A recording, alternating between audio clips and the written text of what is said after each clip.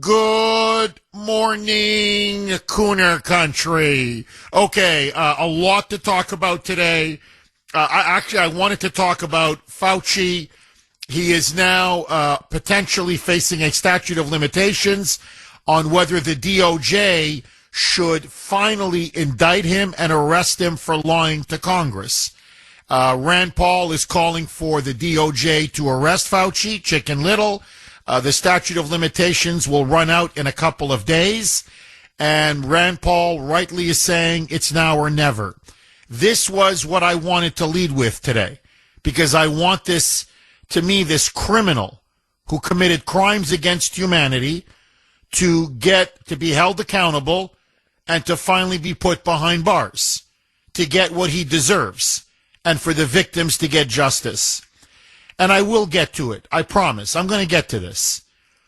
But I got to say, there's something seriously wrong with the Bills in Sudbury and the Chris's in Gloucester and the left and liberals and Democrats in this country. They have to start looking at themselves in the mirror because they're losing their collective humanity. How many times are they going to call for the murder and assassination of President Trump?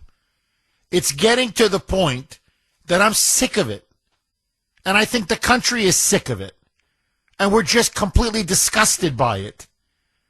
And I don't want to live in a country like this anymore, where celebrities, prominent members of an opposition party, late night comedians, and I put comedians in air quotes, people in popular culture and entertainment, I could go on, in the media, keep celebrating, glorifying, and openly calling for the murder and execution, killing of the sitting president of the United States.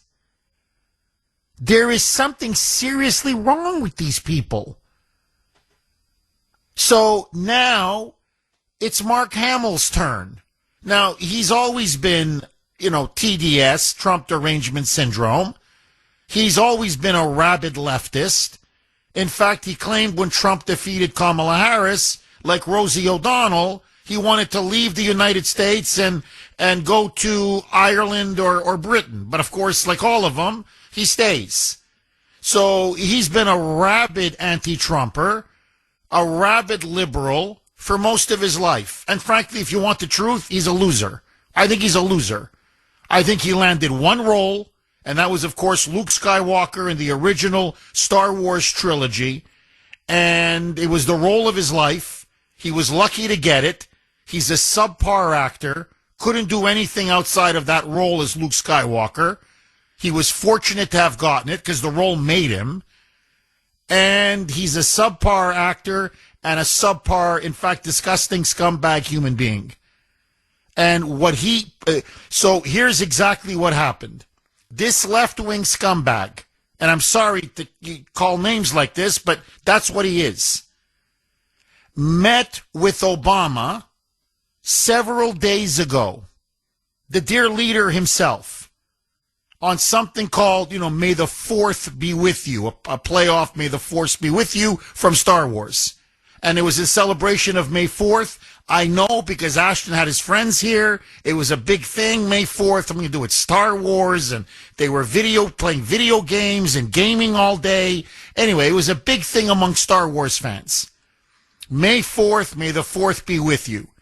And so Skywalker, the guy who plays Luke Skywalker, Mark Hamill, met with Obama. And apparently they met for several hours. And then they cut a video promoting May 4th, May the 4th be with you, and promoting the dear leader's presidential library. And then after his meeting with Obama,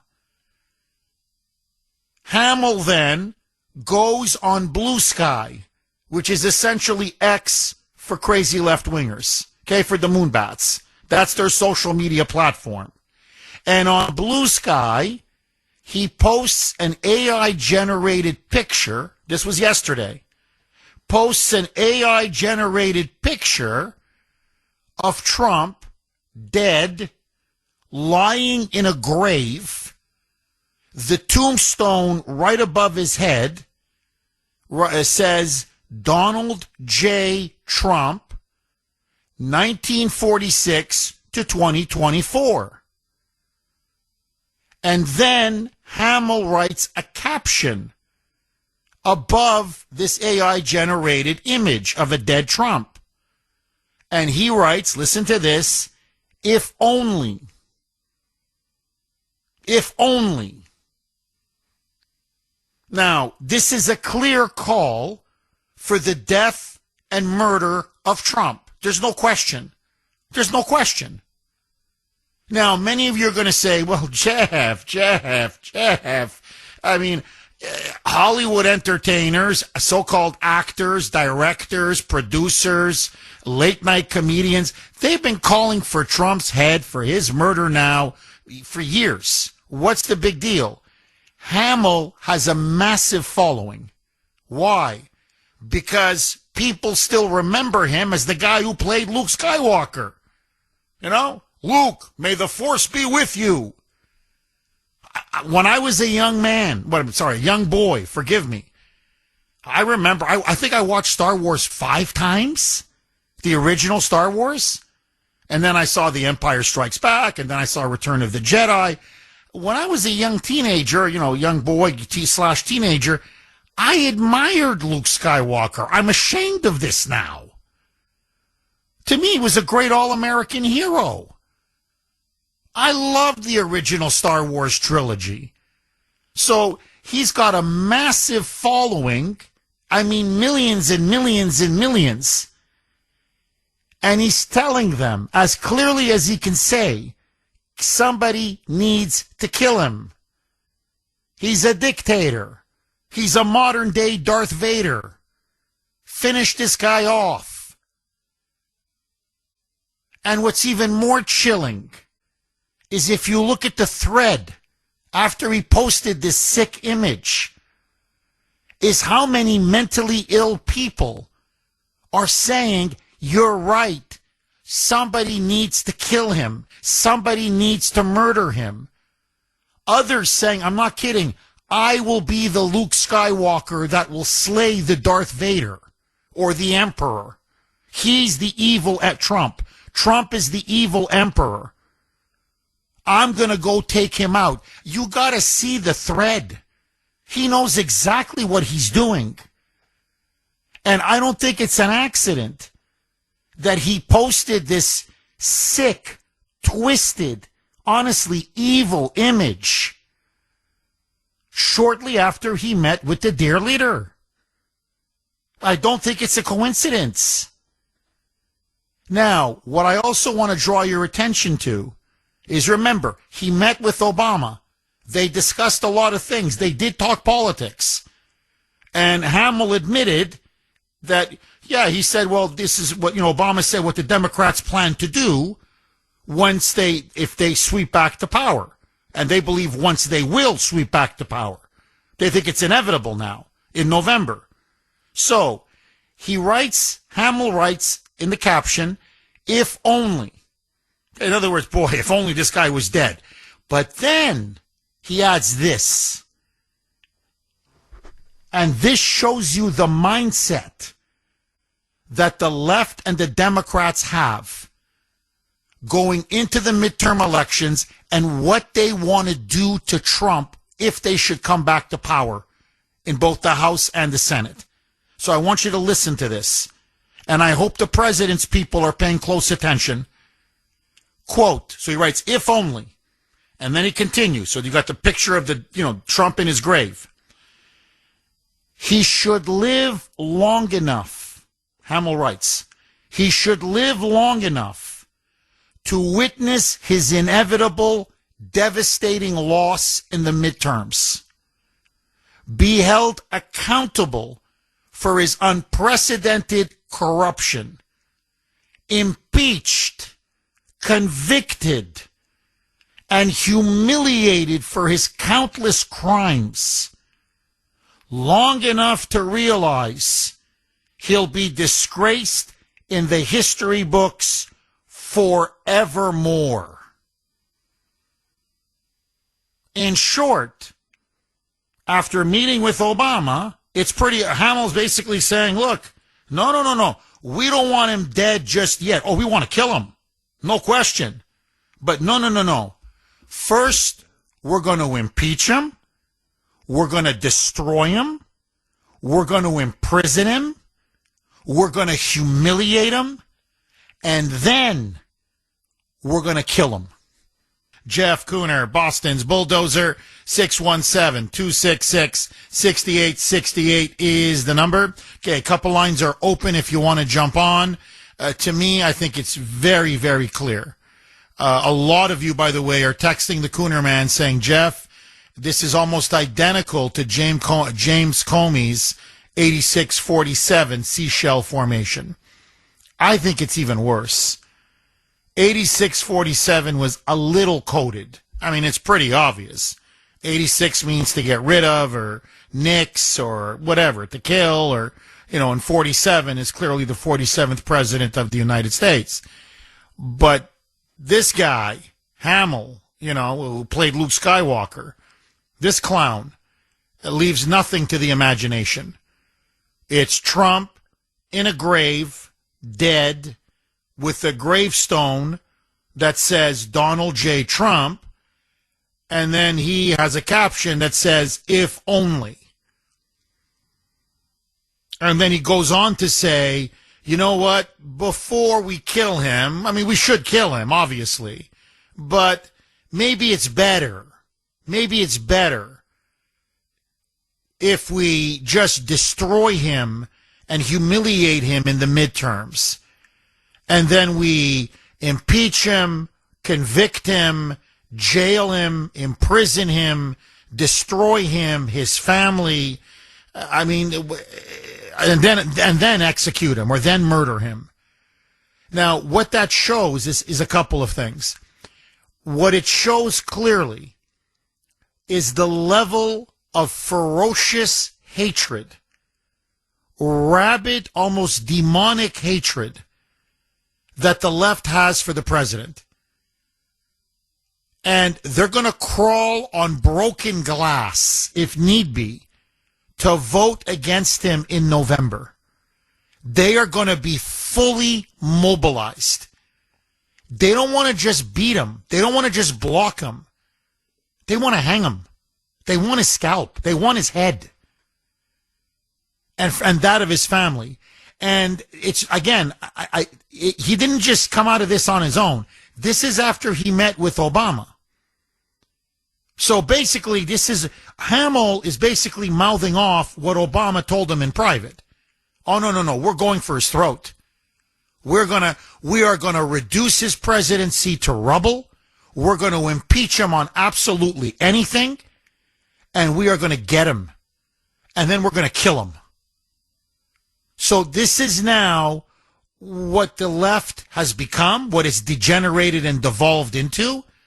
But this is also now the ferocious opposition, the fanatical, extreme, almost jihadist-like opposition that Trump now faces heading into the midterms.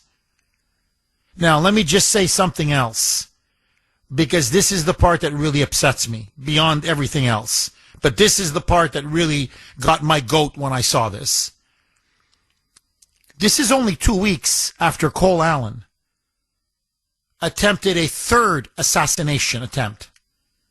A third assassination on Trump and his top cabinet members. Less than 2 weeks.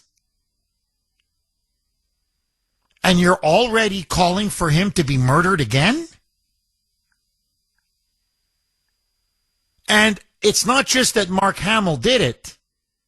It's when, again, look at the response on Blue Sky. It's how many millions and millions and millions on social media are like, yeah, go get him, Luke. May the force be with you.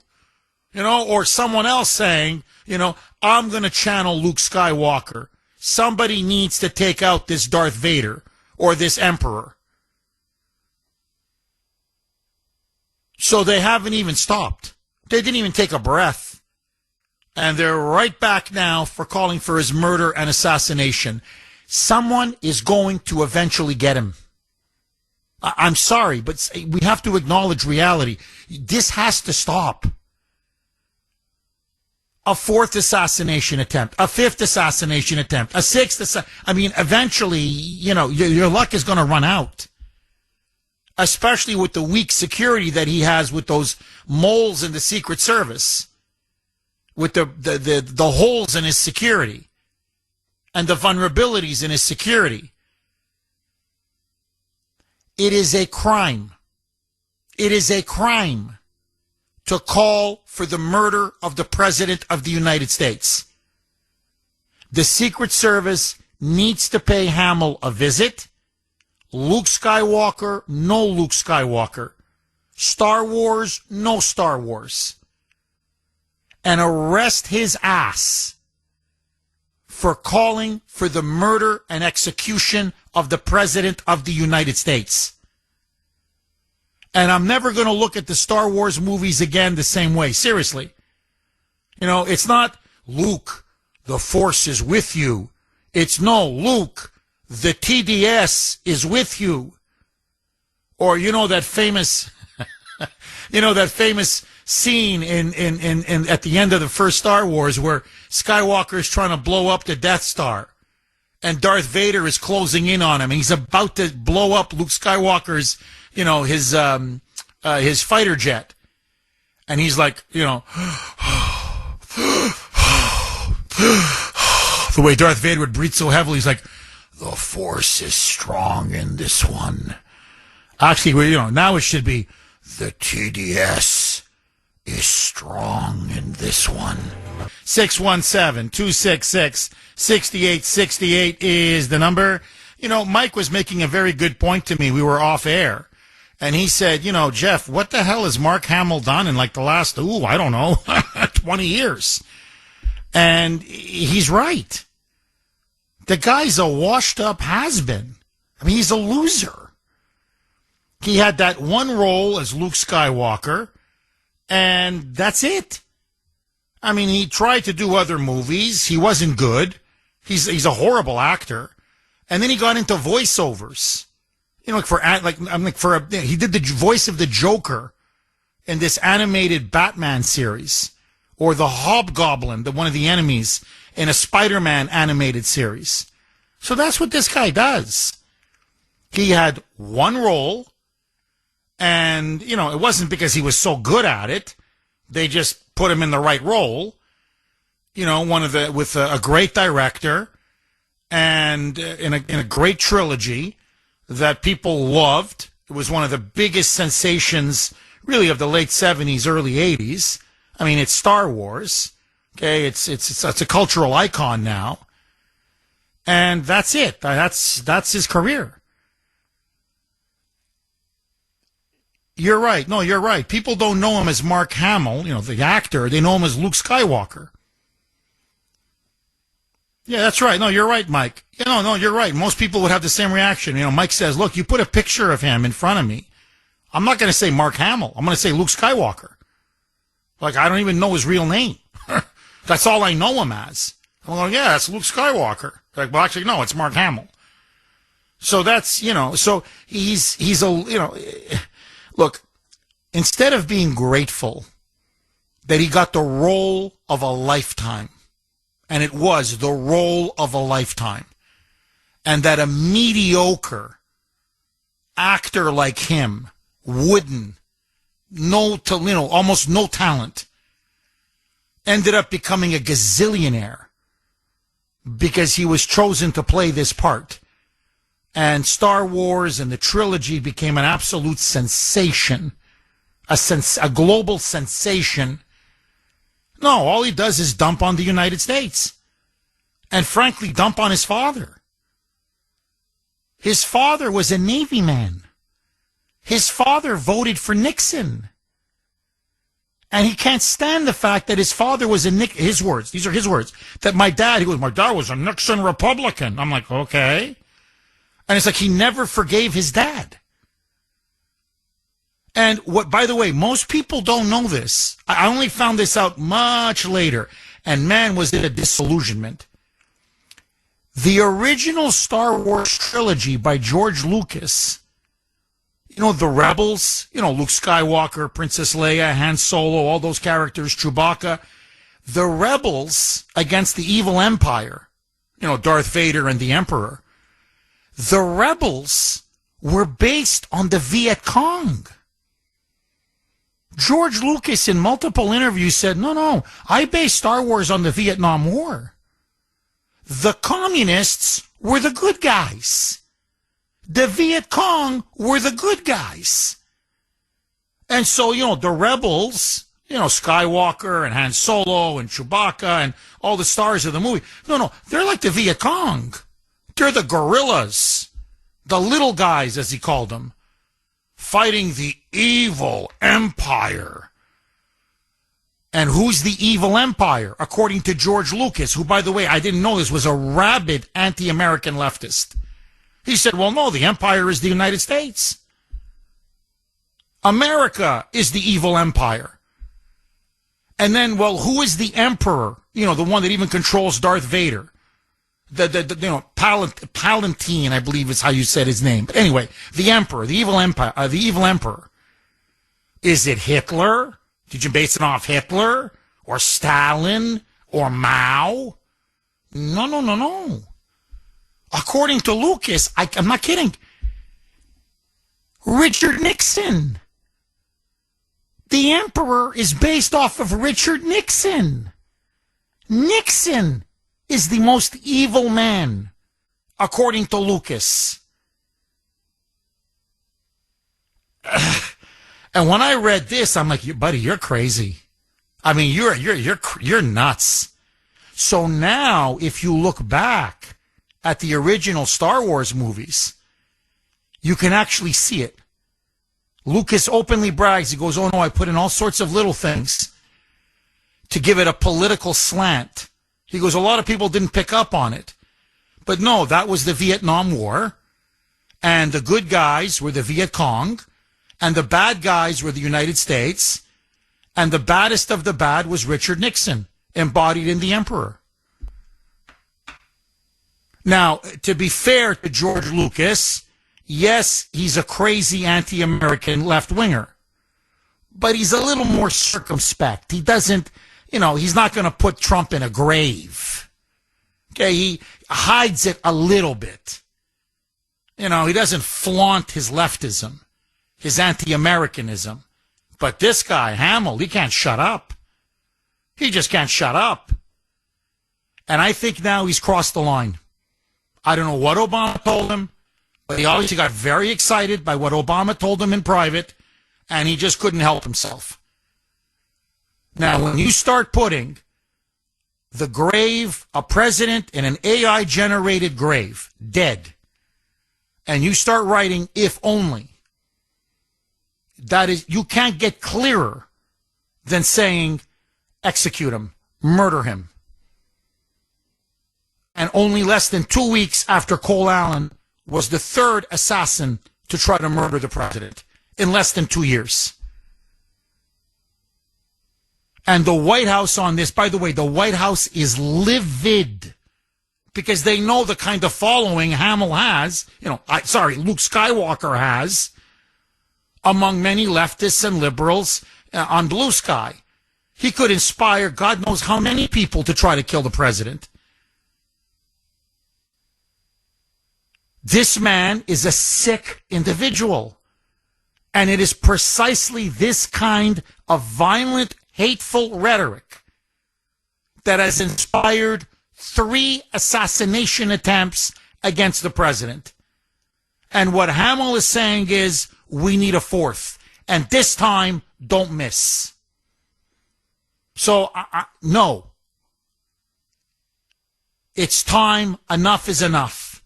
I don't care who you are, how many friends you have in Hollywood, how many blockbuster movies you did when you were, in your 20s, 40, 50 years ago. I don't give a damn that people identify you as Luke Skywalker. I don't care for any of it. You threatened to execute the president to kill and murder the president. It violates the law. It's illegal. Send in the Secret Service, arrest him, indict him, prosecute him, and jail him. And then maybe you're going to see this violent rhetoric stop. But it's time to start making an example of these people, because it's only going to continue and it's only going to get worse. Agree, disagree. Aaron in Idaho. Thanks for holding, Aaron. You're going to kick us off. Thanks for holding and welcome. All right, Jeff, I'm in Idaho to visit my mother for Mother's Day. That's what I'm doing in Idaho from Nevada. Okay, first of all, as a Star Wars geek, I can differentiate between the characters and the actors. I have a confession. I love Jim Carrey, even though he's a far leftist. I always say, all righty then. Now, I will say this to Mark. If you get your wish, J.D. Vance becomes president. And as the Joker said, wait till you get a load of me. Wait till you get a load of Vance. Now, I do want to catch up on you a little bit because you're talking about the midterms this week. I have a message to say to Kuhner Country. I'm about to have my way with you. I am sick and tired of this defeatist mentality for the 2026 midterm elections. Jeff, midterm elections are my favorite because it's a mixed bag. There's no electoral college. And the 2002 midterm elections was my first time being proactive in politics. It's not just Trump they want dead. As Trump has said, they're coming for you. They're coming for us. He's just in the way. There's a congresswoman running for Congress in Georgia. Her name is Susanna Karatosis. She is on record saying when Democrats take power, they're not going to punish Trump. They're not going to punish the administration. She said everybody who voted for Trump in 2016, 2020, 24, you lose internet access for 8 years. You become second-class citizens.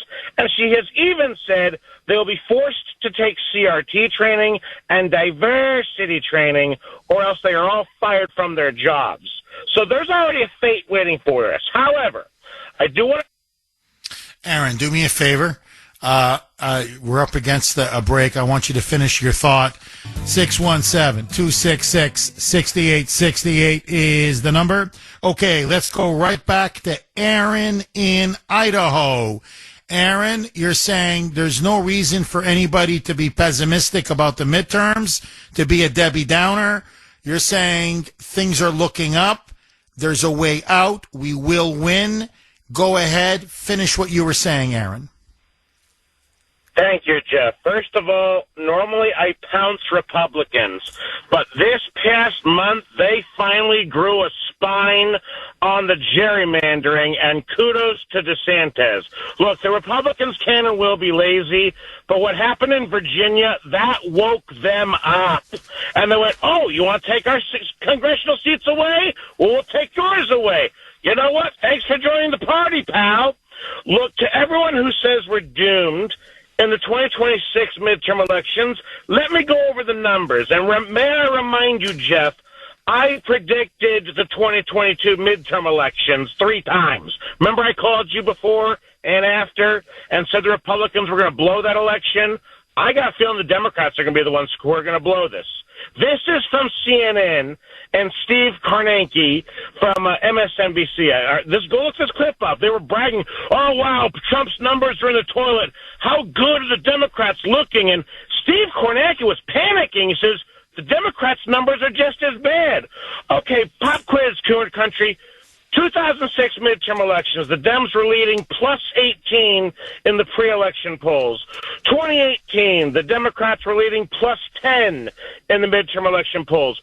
2026, are the Democrats leading plus 9, plus 5, plus 1, Republicans plus 5, Democrats negative 5. Wait, this poll just came out last week. When they asked average Americans, do Democrats care more about illegal aliens than U.S. citizens, 60% of voters said yes. Who are the 40% saying no? If the Republicans win the Senate in Georgia, Michigan, and Texas, it will be impossible for the Democrats to win the Senate. And look, to all of MAGA like Tucker Carlson and Megyn Kelly, who are upset with Trump on the war, if cackling Kamala Harris had been president, she would have sent millions of troops to Ukraine. We'd be at war with Russia. You want a stoned, wine-drinking woman to be the commander-in-chief against a nuclear-powered Russia? Instead of Maduro being kidnapped, she would have ordered the military to kidnap Malay from Argentina. I want to say this to Kuhner country, who are saying, oh, why bother voting Republican? I didn't get all the Epstein files I wanted. Gas prices are $4.50. You want to go back to being called a domestic terrorist? You want to go back to virus shutdowns? But then by all means, stay home. Oh, you nailed it. No, Aaron, look, they're going to, Republicans, Trump supporters, MAGA, independents, patriots, they're going to have to come out in massive numbers in 2026.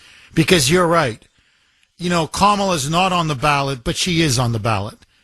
Because it's going to be her party, along with AOC and Bernie and Mamdani, that are going to be taking over Congress. And they're going to be essentially running the country should they win the House and the Senate. And you're right. Look, people forget this about Kamala. You're right. She would be sending troops right now, American troops, to be fighting Russia. There's no question. So we'd be at World War III with a nuclear-powered Russia. So it would be, it would be basically the end of the world. She called for the collectivization of agriculture. I remember when I saw this story in I lost my mind on the air. I said, you don't play around with food and the food supply. The collectivization of agriculture, which has led to food shortages and famine every time it's been tried. So, look, Obama met with Mamdani and he gave him his blessing. He said, this guy's a wonderful political talent, the voice of the future generation. Obama and Kamala are grooming Mamdani. They're plotting now the creation of a full Marxist or Islamo-Marxist party.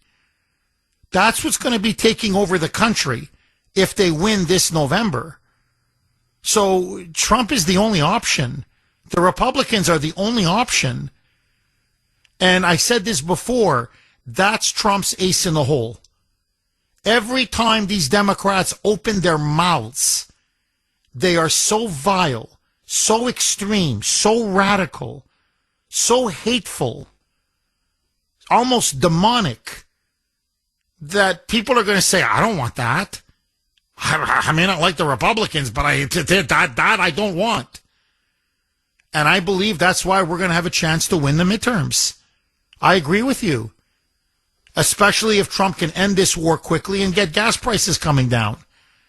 If he can get a handle on these surging prices and the economy really starts to turn a corner, I think we're going to be very strong going into November. Because the Democrats are truly that bad. So, again, thank you for that call, Aaron. They really are the dark side. That's, to use the Star Wars analogy. They are the dark side. And, just look, this, whatever happened to, entertainers being funny? Or being entertaining? What's entertaining about this? Having Trump in a grave? Like, you think that's funny? And saying, if only?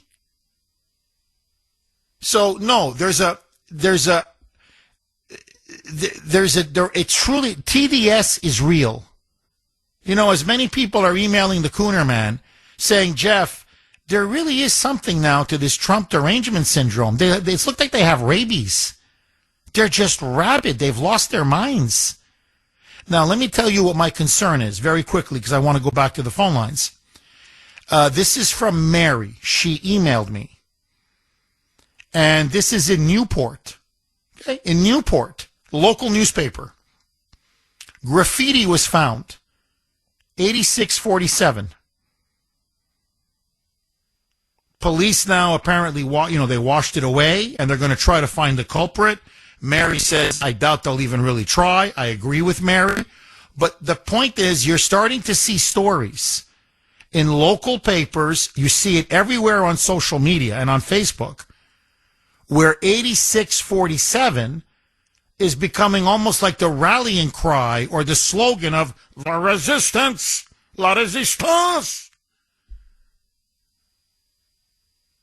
So calling for the murder of the President of the United States has now become the slogan for the left and the Democratic Party. It's getting out of control, where you're seeing it now on schools, on walls, on sidewalks, all over social media, where people are chanting it everywhere. They're putting it as tattoos. The new trend now among liberals is to put 8647 on their arm or their chest or whatever. It's getting out of hand. It's getting out of control. And they're embracing a culture of assassination and a cult of hatred, of Trump hatred. And after a while, that kind of cult will produce an assassin. It's inevitable. It's inevitable. Agree, disagree, 617-266-6868. Gary, is that Mike? Where's Gary from? Oh, Gary Levitt, the comedian. Okay, Gary, welcome, my friend.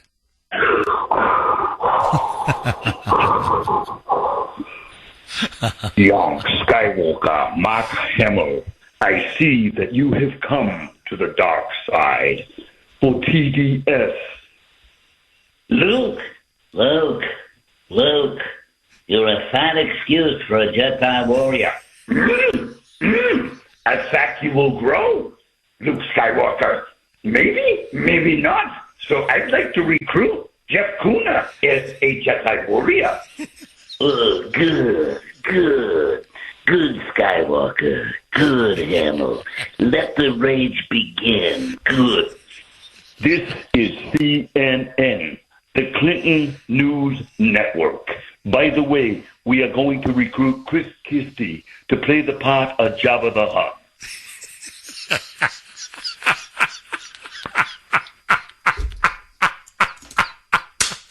Oh, bravo, Gary. That is some dynamite stuff, man. Oh, I got to tell you. Gary, please tell everyone, where's your next show, my friend? Show coming up at the Crown Plaza. They're announcing the date later today. The Crown Plaza, of course, is located in my town of Woburn, Massachusetts. God bless you. Gary Levitt, everybody, one of the funniest guys you'll ever meet. Gary, dynamite. That was absolute dynamite. Radio gold. Thank you for that again, my friend. 617-266-6868. Chris Christie is Jabba the Hutt. Well, we could go with Stacey Abrams, but, you know, I don't want to quibble. 617-266-6868. Lou in Rhode Island. Thanks for holding, Lou, and welcome. Yeah, hi, good morning, Jeff. I think St. Uter could be Jabba the Hutt. I call him Jabba the Nut. You know, Lou, what do you make of this now? So here's Luke Skywalker calling for Trump to be executed. Yeah, this is like deja vu all over again. We were talking about Seth Moulton last week doing the same thing, right? You know, he was just, and then the Star Wars. I have a you ever hear that phrase? Those who haven't learned the lesson of history are doomed to repeat it, right? That's us, and that's most of all these people these idiot Democrats. I have another phrase: those who have learned the lesson of history have to watch these idiots repeat it themselves. You know, like these Democrats. I think I can borrow from another old movie. Remember, It's a Wonderful Life, and without I can't even remember what the guy's name was, but James Stewart's character. Without him, his town turned into Potterville. I mean, without Trump and the MAGA movement, the United States would be the virtual equivalent of Potterville. and what the Democrats would do. I think, before I get to anything else, I want to nominate Aaron for Caller of the Week. I don't care what Mike does, but Aaron has sort of said a lot of the stuff that I wanted to say too. It's just crazy that we can't ignore the midterms, or else we end up in a giant Potterville in the United States. And I have these friends who are all these liberals, and they're just like Hamill.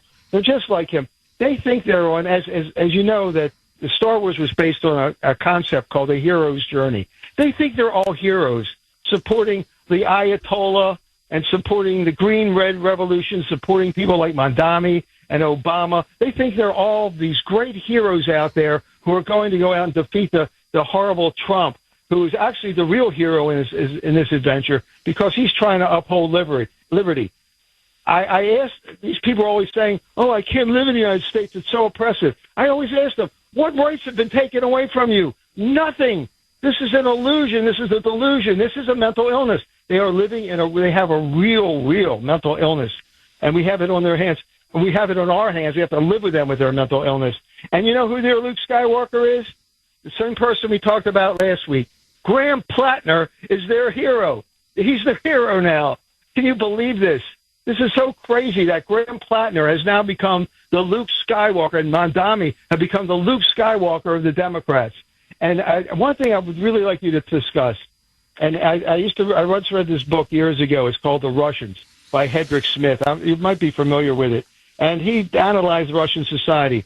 And it always turned out in Russian society and the communist dictatorships that the leaders, these people who are promoting it, always are the ones who end up doing really well. Brezhnev always had the best stuff. He had the best food, the best wine, the best women.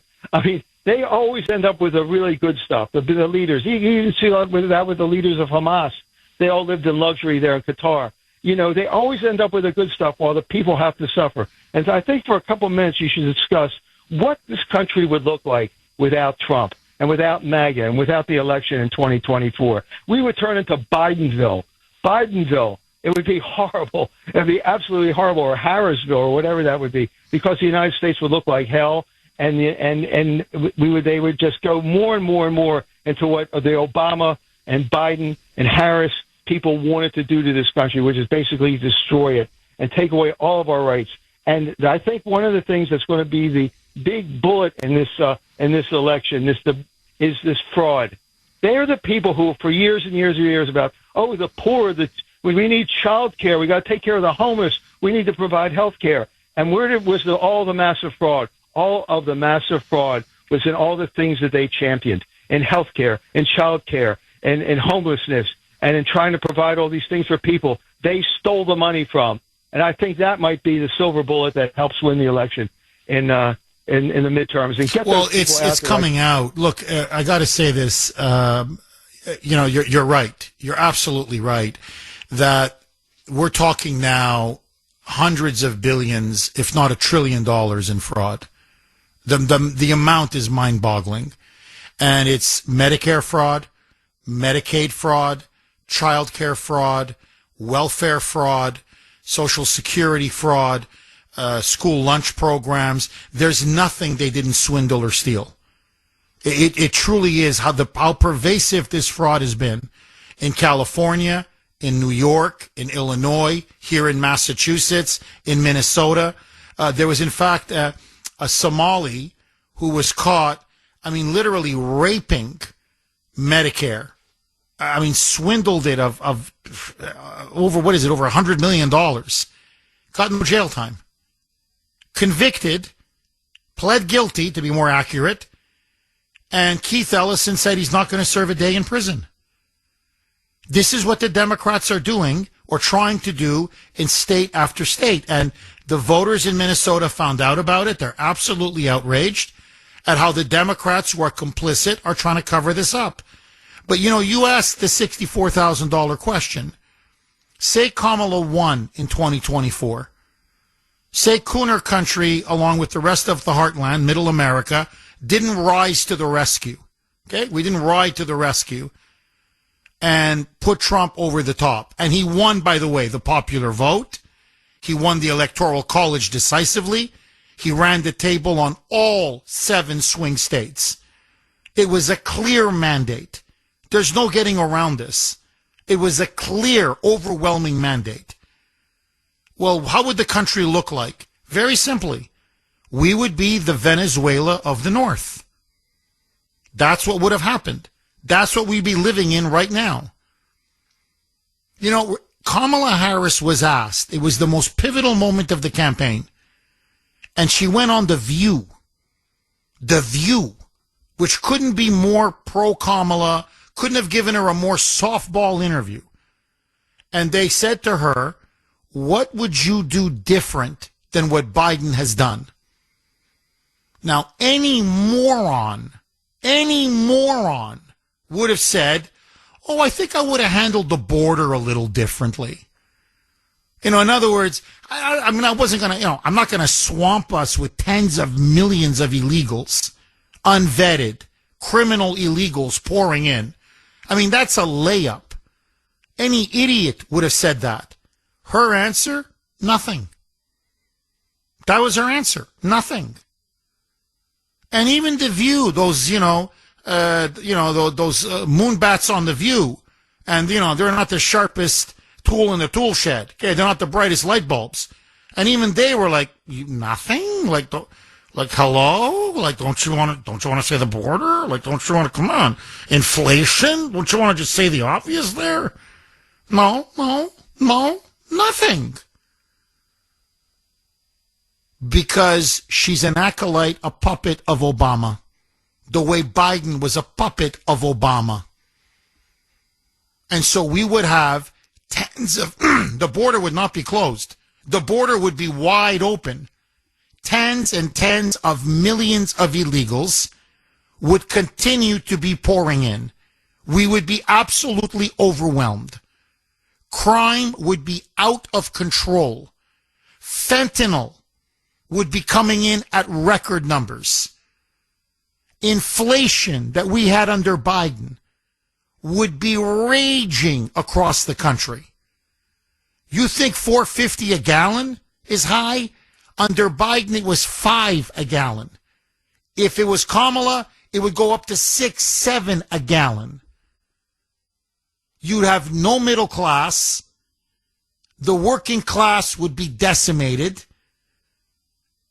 And they would be hunting down Catholics, conservatives, anybody that opposed the regime. You'd have mass censorship across the board. And essentially the First Amendment would be dead. The Second Amendment would be dead. And we would be looking at some red states looking to secede. While the country was crushed, I mean, as I said, they would have implemented a communist revolution. They were one election away. It was Commie Kamala. And the United States would never, ever have been able to come back. So Trump saved this country. And we're going to risk it all again in November by allowing the very same hard radical left, now emboldened by with an alliance with Islam, to sweep back the power? I don't think so. So to go back to Mark Hamill, they are the dark side. They are the Death Star. I mean, they're the ones who's Darth Vader. And we're the ones who are trying to keep this republic alive. And look, just think about it. What do we do on this show? Okay, just a quick correction. Mary emailed me and I misspoke. It wasn't Newport, it was Newburyport. That's the local newspaper in Newburyport that reported that there was, again, local graffiti, 8647. And by the way, and this is not unique to Newburyport, this is happening in towns, cities, all across New England, all across the United States. And you certainly see it all over social media, whether it's on Blue Sky, the liberal left-wing social media platform, but even on Facebook or everywhere you go. It's the new slogan for the left. So to kill the president, call off of Comey, obviously, to murder the president. So what Mark Hamill is doing is now just, he's just adding to this cult of assassination that has now gripped the Democrats and the left. 617-266-6868 is the number. Okay, very, very quickly. This is from 603. You can text the Kuhner Man, 70470, 70470. Now, I don't know how many of you have seen the original Star Wars trilogy. I loved it. Growing up, I loved it. I introduced Ashton to it. He's now 16, maybe about 5 or 6 years ago. Loved it. Loved all three of them. In fact, he's seen all of them. What is it, 6, 7? Mike, how many movies are there now in total that they've done?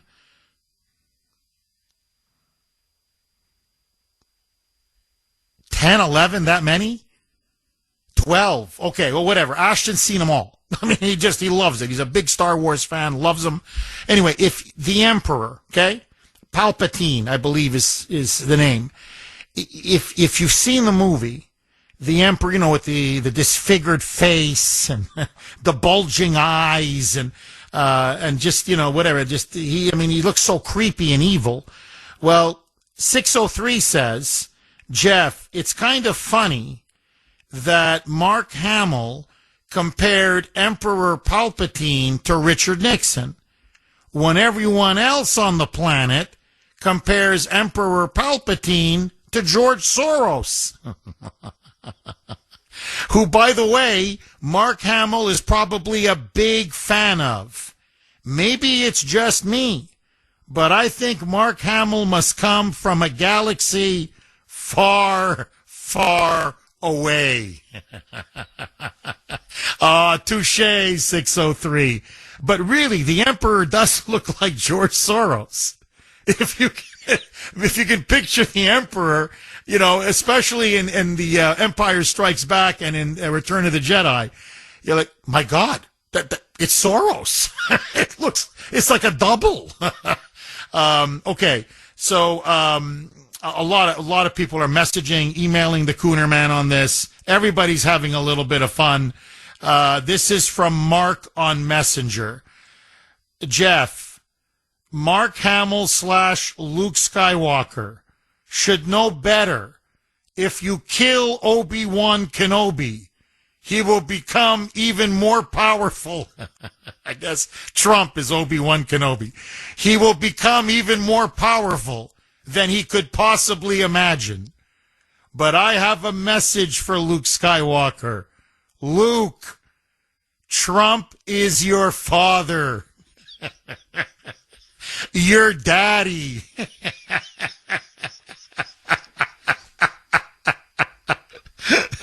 For those of you who didn't watch the Star Wars trilogy, in The Empire Strikes Back, to Luke Skywalker's shock and horror, his arch nemesis, Darth Vader, turns out to be his father. So that was the big twist. I remember as a young kid when I saw that, it really bothered me.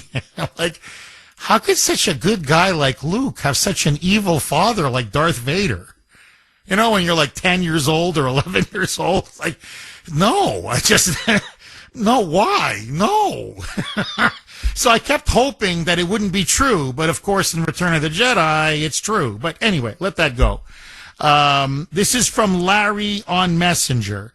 Jeff, Mark Hamill / Luke Skywalker is the new George Takei, a one-hit wonder, milking a character for all it's worth while becoming better known for being a flaming liberal.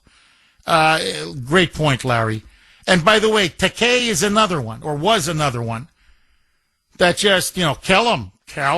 Somebody needs to execute him. Kill him. And so I guess this is the question I have. Since when did it become not just fashionable, but really prevalent, common, to just call for the killing and the murder of the President of the United States? I mean, celebrities do it routinely in interviews or late night monologues or on social media, or it doesn't matter. Podcasts, and in general, to just people at, protests, wherever you go. It's either outright kill Trump or execute Trump or murder Trump or 86-47, 86-47. Or, now it's just putting him in a grave or putting him, right next to a tombstone and saying, oh, if only, wink, wink, if only. So I want to ask you, double-barreled question. Number one, Luke Skywalker / Mark Hamill. Should the Secret Service pay him a visit, and should he be arrested for calling for the execution of the President of the United States? I say yes, without a doubt. And number two, where did this culture of assassination, and in particular, assassinating and murdering Trump? 617-266-6868 is the number. Just very quickly, because I want to go back to the blazing phone lines. When I was growing up, forget growing up, even, 15 years ago, 10 years ago, before Trump walked down that, infamous escalator in 2015, to call for the murder of the President of the United States, that was a big thing. You'd be arrested. At a minimum, the Secret Service would pay you a visit, knock on your door, interview you, maybe say, okay, be careful. Maybe you got carried away. Don't do it again, whatever. It was a big deal. And if a celebrity, who cares about your politics, Republican, Democrat, liberal, conservative, it doesn't matter. Any celebrity, any actor, any entertainer, any prominent politician, whatever, to call for the murder and execution of the President of the United States, your career is finished, gone, done. Everybody from both sides of the aisle would condemn it. This is unacceptable. This is barbaric.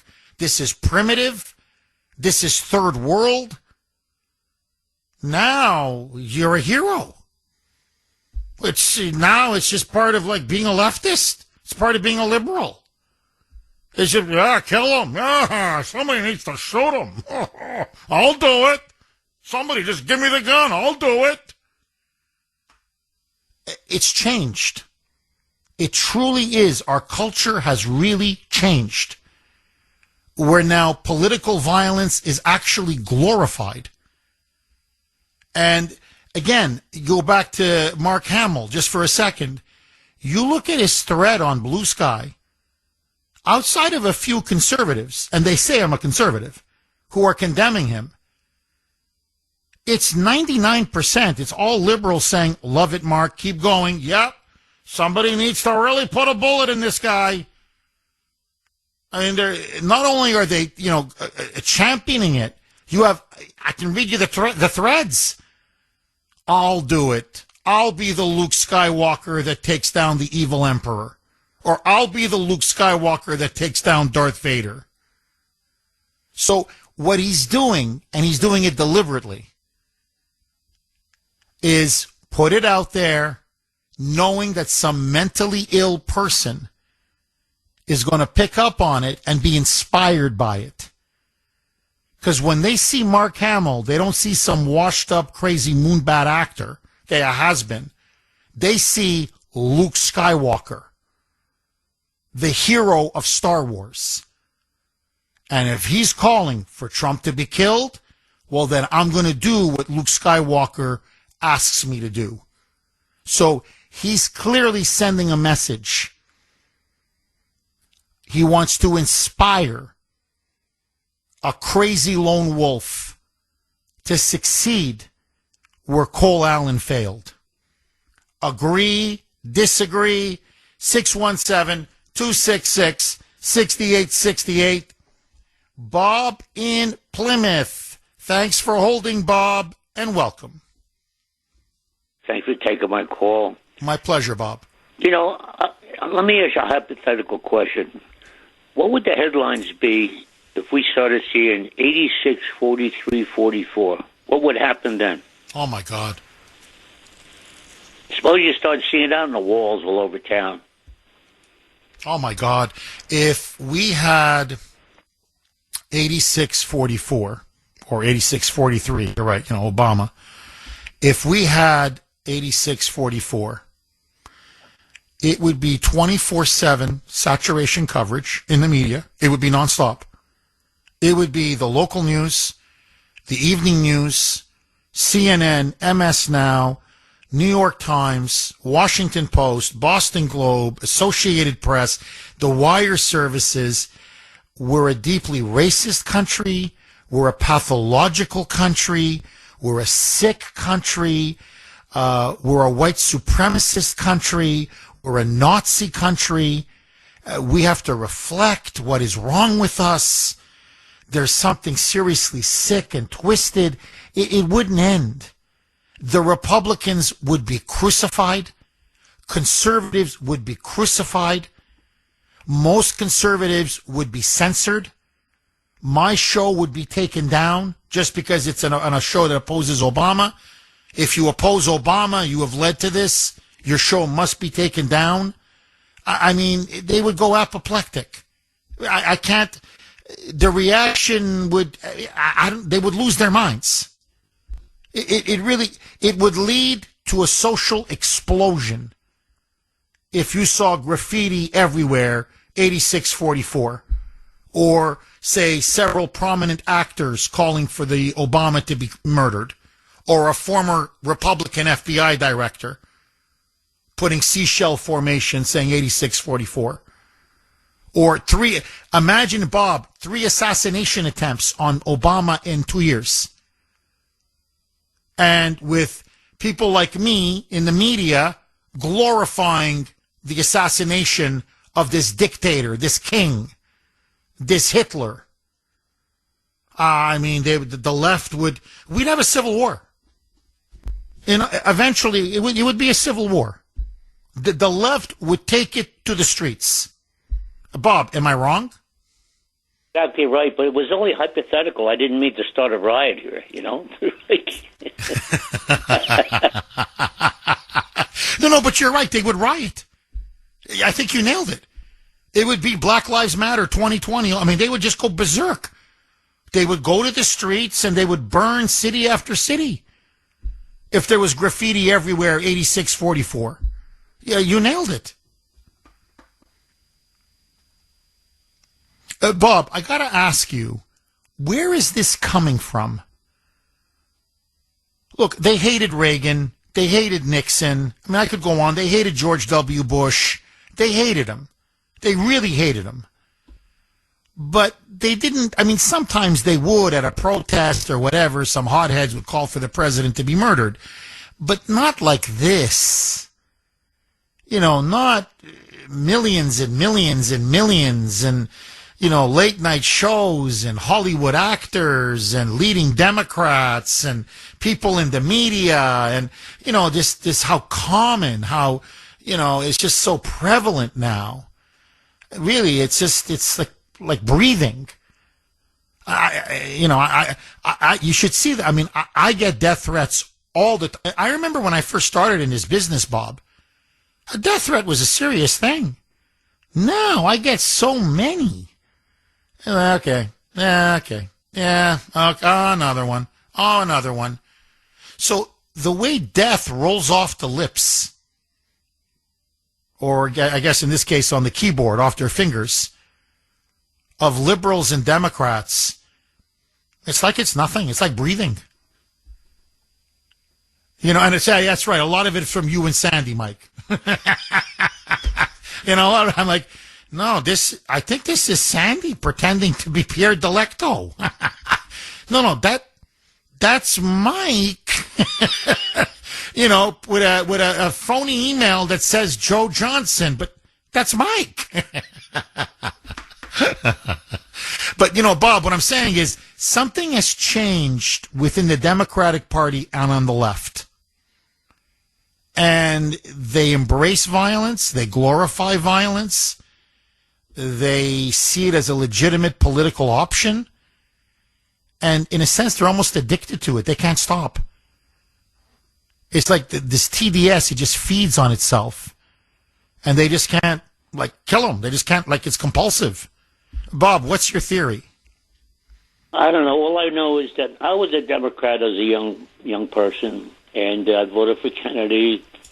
And as I grew up, we'll say, I saw what was going on in this country with these different organizations against the Republicans.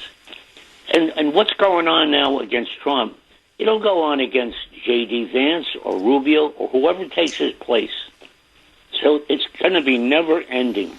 And I don't know what the solution is, but there is no solution apparently. So, yeah, until we say enough is enough. I think we have to shame them.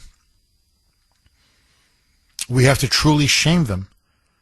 The way they mix, I don't know, racism has become unacceptable. We have to say no. This kind of political bigotry, and that's what it is, it's political bigotry, and this kind of hatred and extremism is not acceptable in a civilized society, period. End of story. And if you put up with it, we're going to send you to jail. 617-266-6868 is the number. Okay, this is from Dana on Messenger. And Dana makes a very, very good point. Dana says, Jeff, look, love the show, best audience in the business, but this has been going on really since George Floyd was killed. A couple long messages, I'm summing it up. The left acts violently.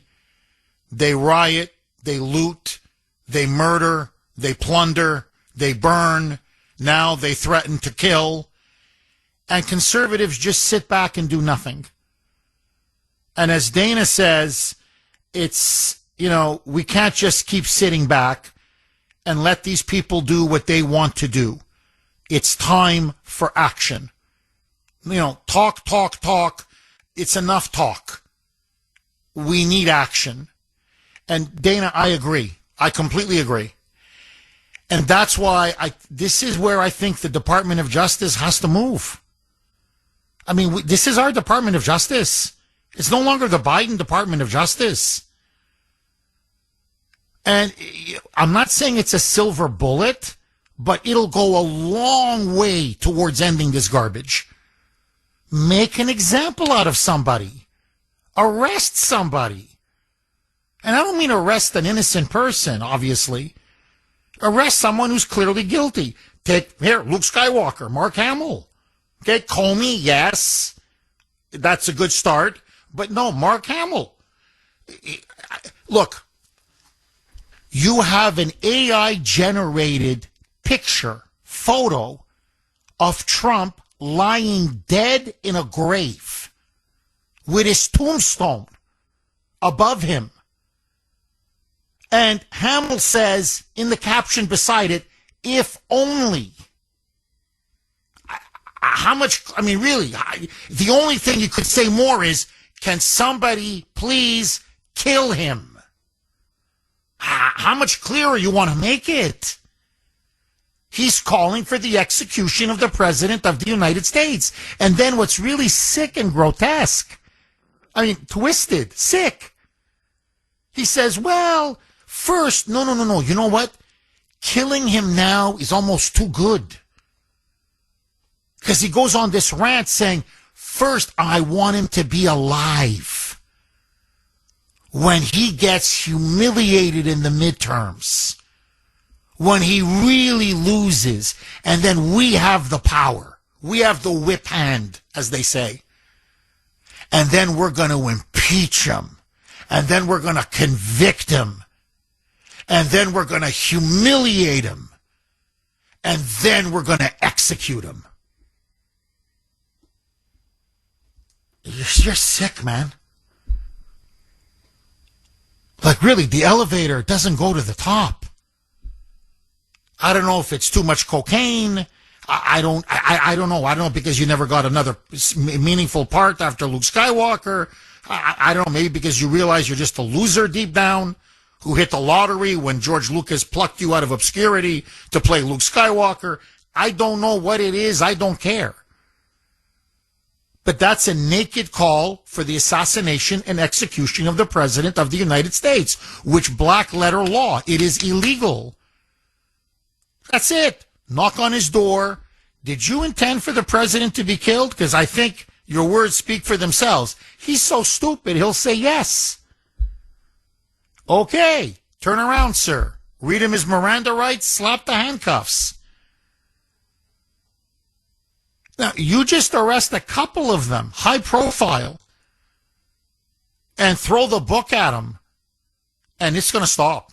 I'm not saying completely, but a lot of it is going to stop. And I think the other thing we have to do this. This is on us now. On every single one of you listening, me, all of us. When you meet a liberal or a leftist or an anti-Trumper, okay, somebody with TDS, we have to say to them the way you would a racist. You know, if someone says something racist, they're confronted on the spot.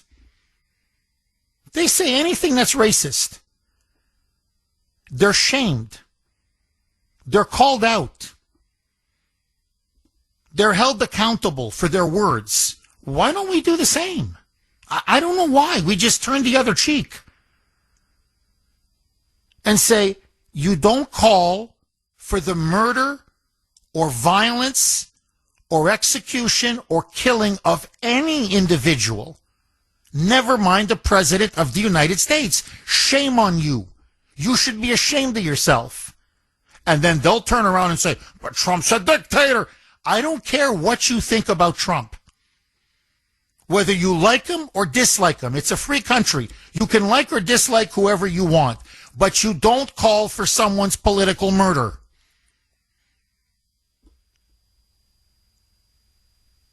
There are certain things you don't do. This is one of them. Evil, disgusting human beings call for people to be killed.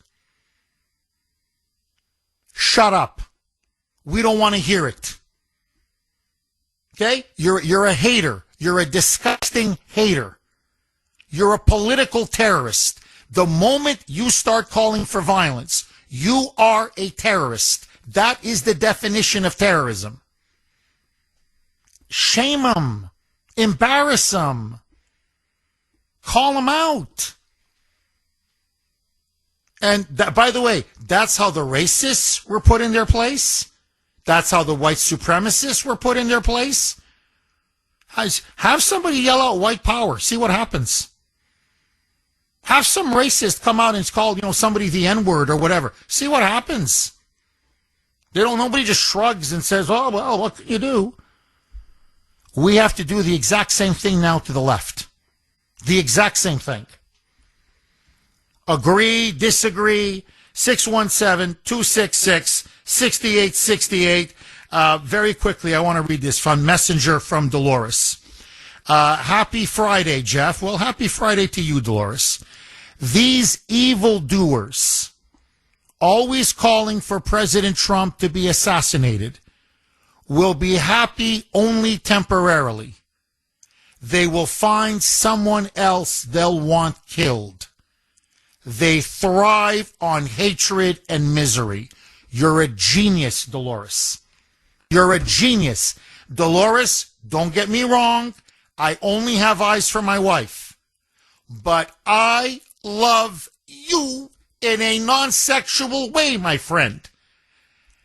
The idea that if we just throw Trump under the bus, okay, it's Trump, it's a unique personality, they don't like him, whatever, he's too brash, he can be a little bit offensive at times, the way he talks, whatever. It's his personality.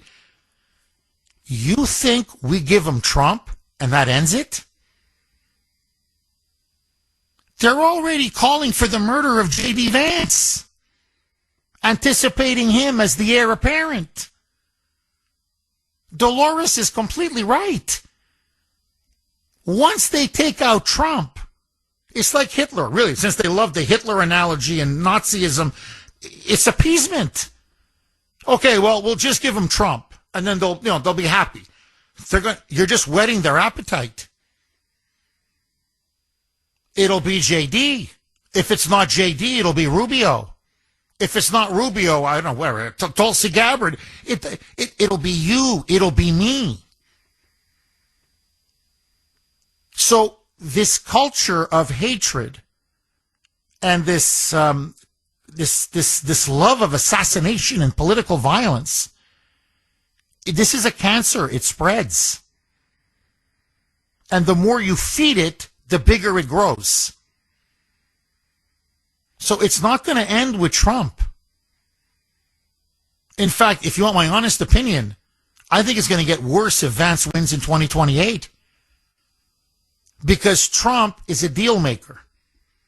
And so he's always willing to compromise a little bit. You know the expression, put a little water in your wine? Trump is always willing to put a little water in his wine to get a good deal. JD, even Trump has said it many times. He goes, I think he's more America first than even me. Like JD he's not playing around. He's America first to the core. He's not a businessman. I give a little, you give a little, I get a better deal out of it. But, Trump is the art of the deal. JD, you heard his speech in Wisconsin. Kentucky and Ohio, that's the land of my ancestors. That's where I came from. That's where I want to die and be buried. He's blood and soil nationalism. He's a hard America first conservative. They're gonna hate him, even if it's possible, even more than Trump. It doesn't matter. If it's Rubio, they'll hate him too. So we have to make a decision. Are we going to live with this hate? Are we going to tolerate this hate? Or are we finally going to speak out and condemn it once and for all? Agree, disagree, 617-266-6868, all of your calls. But first, 8 o'clock, you know what that means, baby. Kuhner's call log, caller of the week. It's time for Kuhner's Call Log, where we showcase our favorite caller from the week. I can hear you. Can you hear me? Thanks for holding, Tony. I want to apologize before I say this because I have a tremendous amount of respect for you and your intelligence and everything that goes with that. I do think that we're missing the big picture here. And the big picture here is who is our real opponent with Iran. I could ask it by a series of questions, or I could come out and say flat out, the biggest opponent we've had in our lifetime is supposedly our closest ally. And that is the unholy alliance between the Vatican and Great Britain. And that's who Trump is really eliminating. That's who's not in the deal, which is why I'm in favor of it. Because every single conflict in my lifetime has been started by Britain and been capitalized on by Britain and the Vatican, and then we've been made to fight it, okay? And you can go all the way down the line. And all the people who have gotten in the way of this unholy alliance were made out to be the boogeyman, like Napoleon. I'm afraid to say his name because I'm not certain that he was made out to be the boogeyman, but we do know they financed both sides of World War II. And who knows if they tried to pull a Trump on him back then because they tried to make Trump into their boogeyman. And anyone who's standing up for the Democratic Republic is the boogeyman. And the real problem isn't necessarily Iran or socialism as much as it's the driving force that would pit socialism against the Democratic Republic because they capitalize on the conflict, and that is Great Britain. And next week, it could be you on Kuhner's Call Log. Please, don't be a stranger. Call again. Mike, you had too much fun with that one, Mike. Great Britain. I mean, I don't think so, Tony. I don't. The British, maybe in the 19th century, sure. I know for us in the 18th century, yeah, we had a little thing called 1776. But now, Great Britain, Great Britain's in trouble, my friend. Trust me. 617-266-6868. All right. That's what they want us to think, right, Mike? I want to read this, and then I'm going to go back to the phone lines, because this is such a perfect text. Okay, it's the ultimate exclamation point to everything we've been talking about. Jeff, by the way, this is from 917. Jeff, what happened twice under Joe Biden when two different American men got a little heated with some of their posts on social media against Joey? I'll tell you what happened. The FBI went in, guns a-blazing, and shot both of those men dead. And to boot, they were both senior citizens, and one was actually a veteran. Yet under Trump, it seems anything goes. Now that, no truer words have been spoken. If you remember, there were huge scandals at the time. The media tried to cover it up. So, two conservatives, both senior citizens, they got a little carried away about Joe Biden and, kind of a threatening post. They didn't just knock on the door. They didn't just say, we're going to make an arrest. They came in armed to the teeth, kicked the door down, guns blazing, bang, bang, bang, bang, bang, bang. Both of them shot to death. One of them was a veteran. Now, I'm not saying kick down Mark Hamill's door, guns a-blazing, and shoot the guy. But my point is, why do you think there were so few calls for, to kill Joey, to assassinate, at the time, then President Biden? Because everybody knew the Secret Service is going to drop the mother of all hammers on you. Because you see, the Democrats go for the jugular. They don't play around.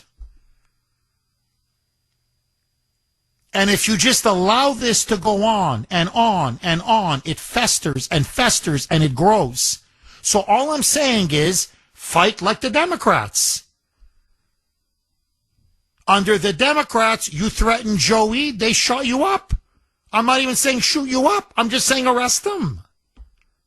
Enforce the law. And let me make the ultimate last point. The two greatest presidents in my lifetime, and it's not even close. Okay, I was born in 1969. I'm 56, going on 57 this September. Without a doubt, Ronald Reagan and Donald Trump. I think there's no question. What do both of them have in common? Stylistically, they're very different men. Backgrounds, biographically, very different men, which is okay. I mean, they're both great men, but they're different men. But they have one thing in common. And I don't think it's a coincidence. Reagan was a former Democrat. Trump was a former Democrat. In other words, they were both former Democrats. Well, say, Jeff, what does that mean? They fight, or they fought in Reagan's case, but they fight like Democrats. Reagan fought like a Democrat. Reagan went for your political throat. I mean, he had a great genial manner, charisma, he was very funny, his soaring oratory, he had a witticism about him. But make no mistake about it, the guy was a political killer. Trump is a political killer. They fight like Democrats. And it's unusual because Republicans, as Newt Gingrich famously said, Democrats play smash mouth football, Republicans play badminton. Hell, I would even say forget badminton. That's too physical for them. They play, I don't know, croquet. That's what they play. So this is what we've got to start playing like Democrats. Fight like Democrats. You threaten Joe Biden, you threaten Obama, they dropped a fist on you. You threaten Trump, you call for him to be murdered, give no quarter. Slapped on the handcuffs, put him behind bars. It's time for us to fight like Democrats. Agree, disagree. Dan in New Hampshire. Thanks for holding, Dan, and welcome. This is prosecuting. Dan? Luke. Yes, I'm here. Okay, go ahead, Dan. Sorry, there's a little bit of noise in the background. The Emperor. Go ahead, Dan. The evil Emperor has called. and I thank Luke for finally coming to the dark side. It was his destiny. It was his destiny. Emperor, what should I do? You should cause chaos. You should kill the great Trumpster and everyone who stands behind him. We have to have control over the society. Don't you understand? You finally arrived to me. I love hatred. I despise. I want chaos. That's what you're supposed to do. Luke, you've arrived. We want complete control over the innocent, over liberty, over freedom. We want to kill the Trumpster. And that is what we're looking for. You have your mission. You, Luke, have come back to me. You are now in the dark side. I will always be, Master. I will always be blind, sick, and stupid. Yes, that's what we want. That's what we want. We want to corrupt everything, destroy everything. For what? For our own power. That's what we want, Luke. Power, and we don't care how we get it. Dan, genius. Absolute freaking genius. This is one for the archives. Dan, this is good stuff. 617-266-6868 is the number. This is from 617, just very quickly. You know about those two men, one of the prior texts that I read about the two men, both elderly, by the way, who were shot dead because they threatened Biden on social media. And so, they came in guns blazing and they shot him. One of them, this is from 617, Jeff, and I remember this very distinctly, they shot a morbidly obese veteran who had advanced diabetes, who could barely walk to his mailbox. They riddled him, if I remember correctly. Yes, they did. So, I think he suffered from PTSD. And so the poor guy was just very upset at Biden, and he's on social media, and, he got carried away, whatever, somebody should kill him or something like that. And they didn't just pay him a visit. I mean, they stormed it. What was it, 10, 12 agents? I mean, it was almost like a SWAT team, and they came in there and they threw smoke bombs, they threw tear gas, they kicked the door down, they smashed the windows, and it was literally, I mean, they riddled him with bullets. And I remember very clearly, he was, very overweight. He was a veteran, senior citizen, no question. And with very advanced diabetes, he could barely walk. His feet were so swollen that it was an exertion for him just to go to the mailbox and come back. So what I'm saying is, you threaten Joey. Forget the Secret Service paying you a visit. They shot you dead, man. 617-266-6868. Mike in Chicago. Mike in Chicago, thanks for holding and welcome. Yes, thank you for taking my call, Jeff. My pleasure, Mike. I just said, in Chicago, your show comes on at 5 o'clock in the morning. And when you came on, you said you were going to talk about Fauci. Yes. And you said you're going to talk about him later. But all you've been doing, and don't take this the wrong way, because I love you in a non-sexual way, because I listen to your show almost every day. I just can't understand why you are giving this Mark Hamill so much free publicity. That's what he wants. He's looking for it. If you just ignore him, this jerk is going to go away. I mean, he really will. I mean, it's like so disgusting. You're giving so much. He's looking for it. It's like a little kid, and he wants to wind people up, and he just says whatever he wants, and you're just giving him all this free publicity. And Mike, are you still there? Mike? Okay, Mike. We lost Mike. I'm sorry. Mike, no, I hear you. I definitely hear you. Look, please, the last thing I want to do is give this loser any free publicity. To me, this is why it's a big story.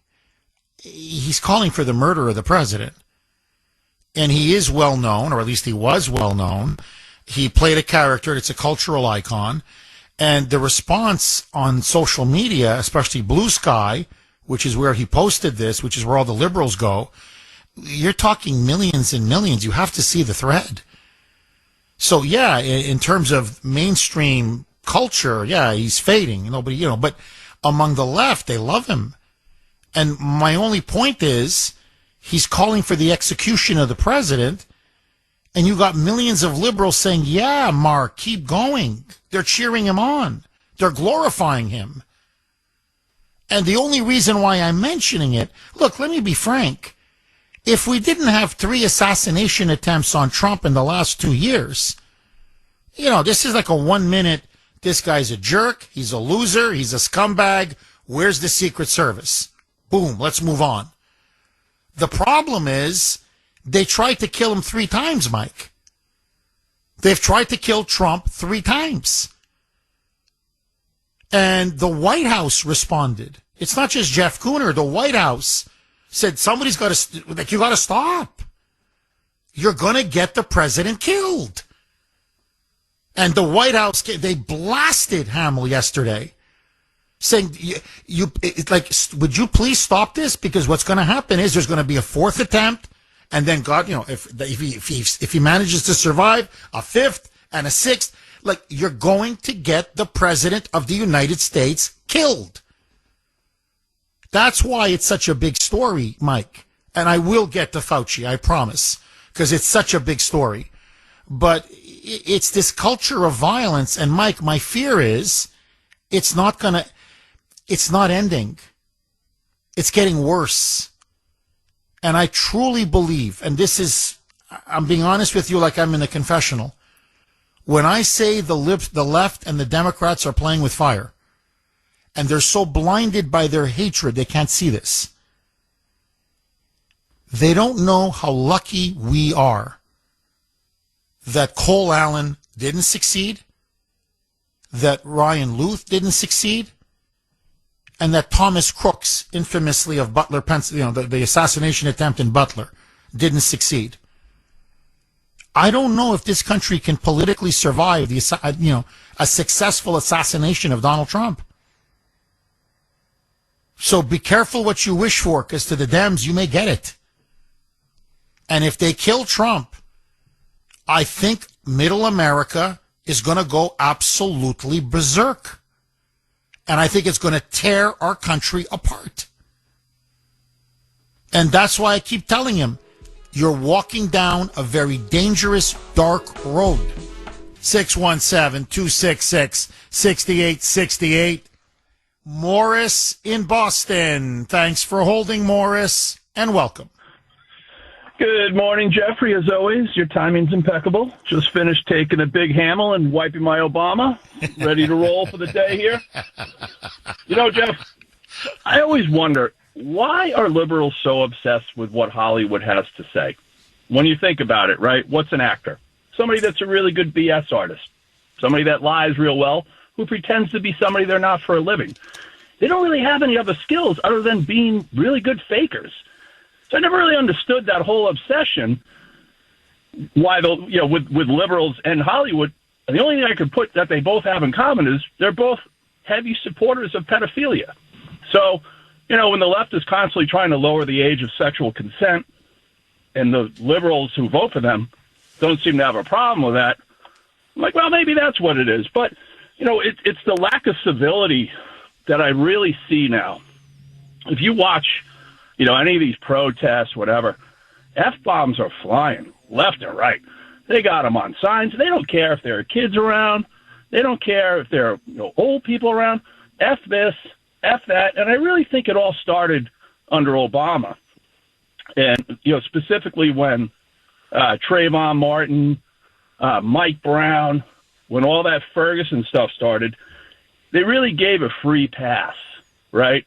I know one caller, I think it was Dana, had mentioned in her email, excuse me, that, it was George Floyd. It started way before that. If you look at Charlottesville, right, I mean, they tore up that city. And then the whole BLM thing started where they were literally going into restaurants where, let's just say a white couple was sitting there eating their dinner. And they would sit down at their table and start eating their food and drinking their drinks, flipping their table, until they put their hand in the air and said, Black Lives Matter. Like they were forcing people to say Black Lives Matter. They were assaulting people. It's really bizarre, where we're at now. Because 15 years ago, like you said, well, maybe even more than that because Obama was around back then. But before '08, there was a lot more civility. And it just feels like, that's gone. And now it leads to, hey, let's just make death threats now. Like, where's it going to end? It's very odd. And again, for myself, I don't care. But I got 2 kids that are coming up into the world that, I really worry about. What's it going to be like in 10 more years? Well, look, I think I got to say, it's a brilliant call. Morris, really, absolutely a superb call. And on both points. And to me, I look at life now very differently as I get older. And to me, there's a pre-Obama America and a post-Obama America. And I agree with you. I think this country has really declined, Trump notwithstanding, obviously. But ever since Obama and when he was elected in 2009, culturally, socially, you're saying just the lack of civility, the way people treat each other, and this fanaticism that you're talking about. I remember when Black Lives Matter broke out. Then was it 2020, 2021, 2019 even.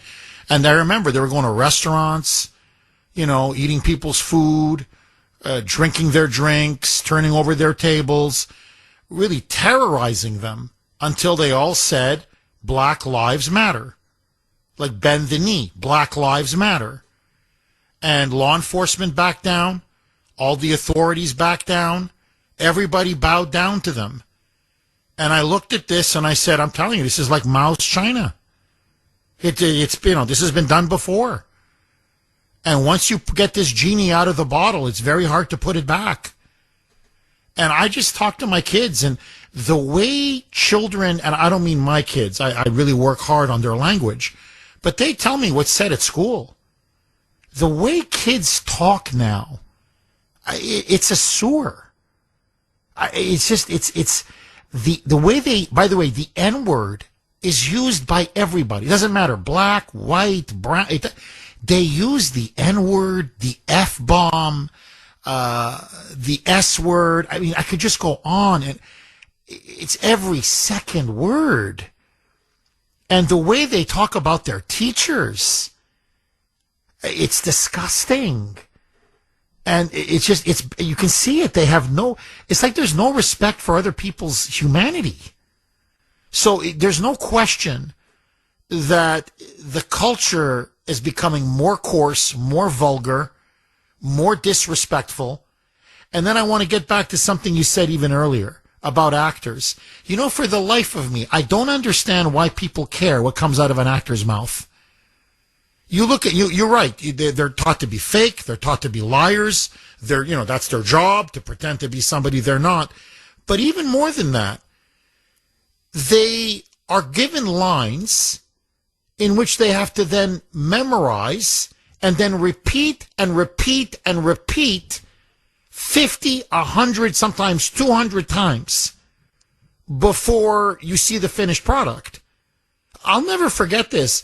I remember they were filming a movie in Washington, D.C., and Nicole Kidman starred in it.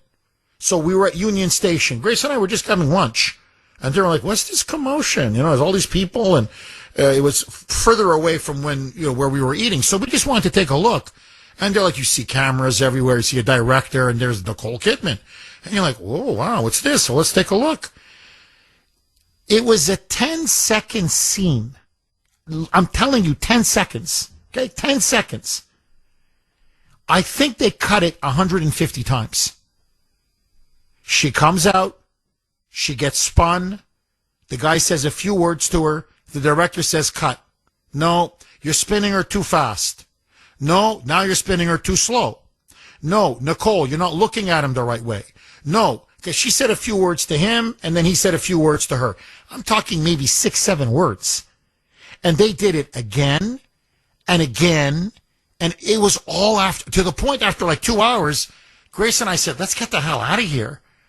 But I remember saying to myself, if I had to do this job, I get why they're all on cocaine or whatever, pills or booze, or it is so mind-numbingly boring and stupid because you're just saying the same one over and over and over. The director controls even how you put your hand on the person, how you look. Do you smile? Do you not smile? It's so, I can't tell you how controlled and processed the whole thing is. What acting? There's no acting. The director does everything. And to say the same line 100, 200 times. And I'm thinking, these people are idiots. Like I'm telling you, most of this audience, 99.9%, you would pull your hair out and say, I don't care how much you're paying me. I can't, this is such a boring job. I'm not going to say the same damn line 200 times. I got a life. Bye. No, I need more stimulation. So they're dumb. I can't tell you how dumb these actors are. And think about it. Your job, my job, almost everyone else's job. We got to think on the spot. We got to make on the spot decisions. We got to be proactive. Whatever, you're dealing with customers, something breaks. They're just memorizing a line and then repeating it ad nauseum. It's one of the most dumbed down jobs, professions, whatever you want to call it, you can do. So why do we take what they say so seriously? Who cares what they think about politics or life or social issues? And Morris, look, you may agree or disagree with me on this.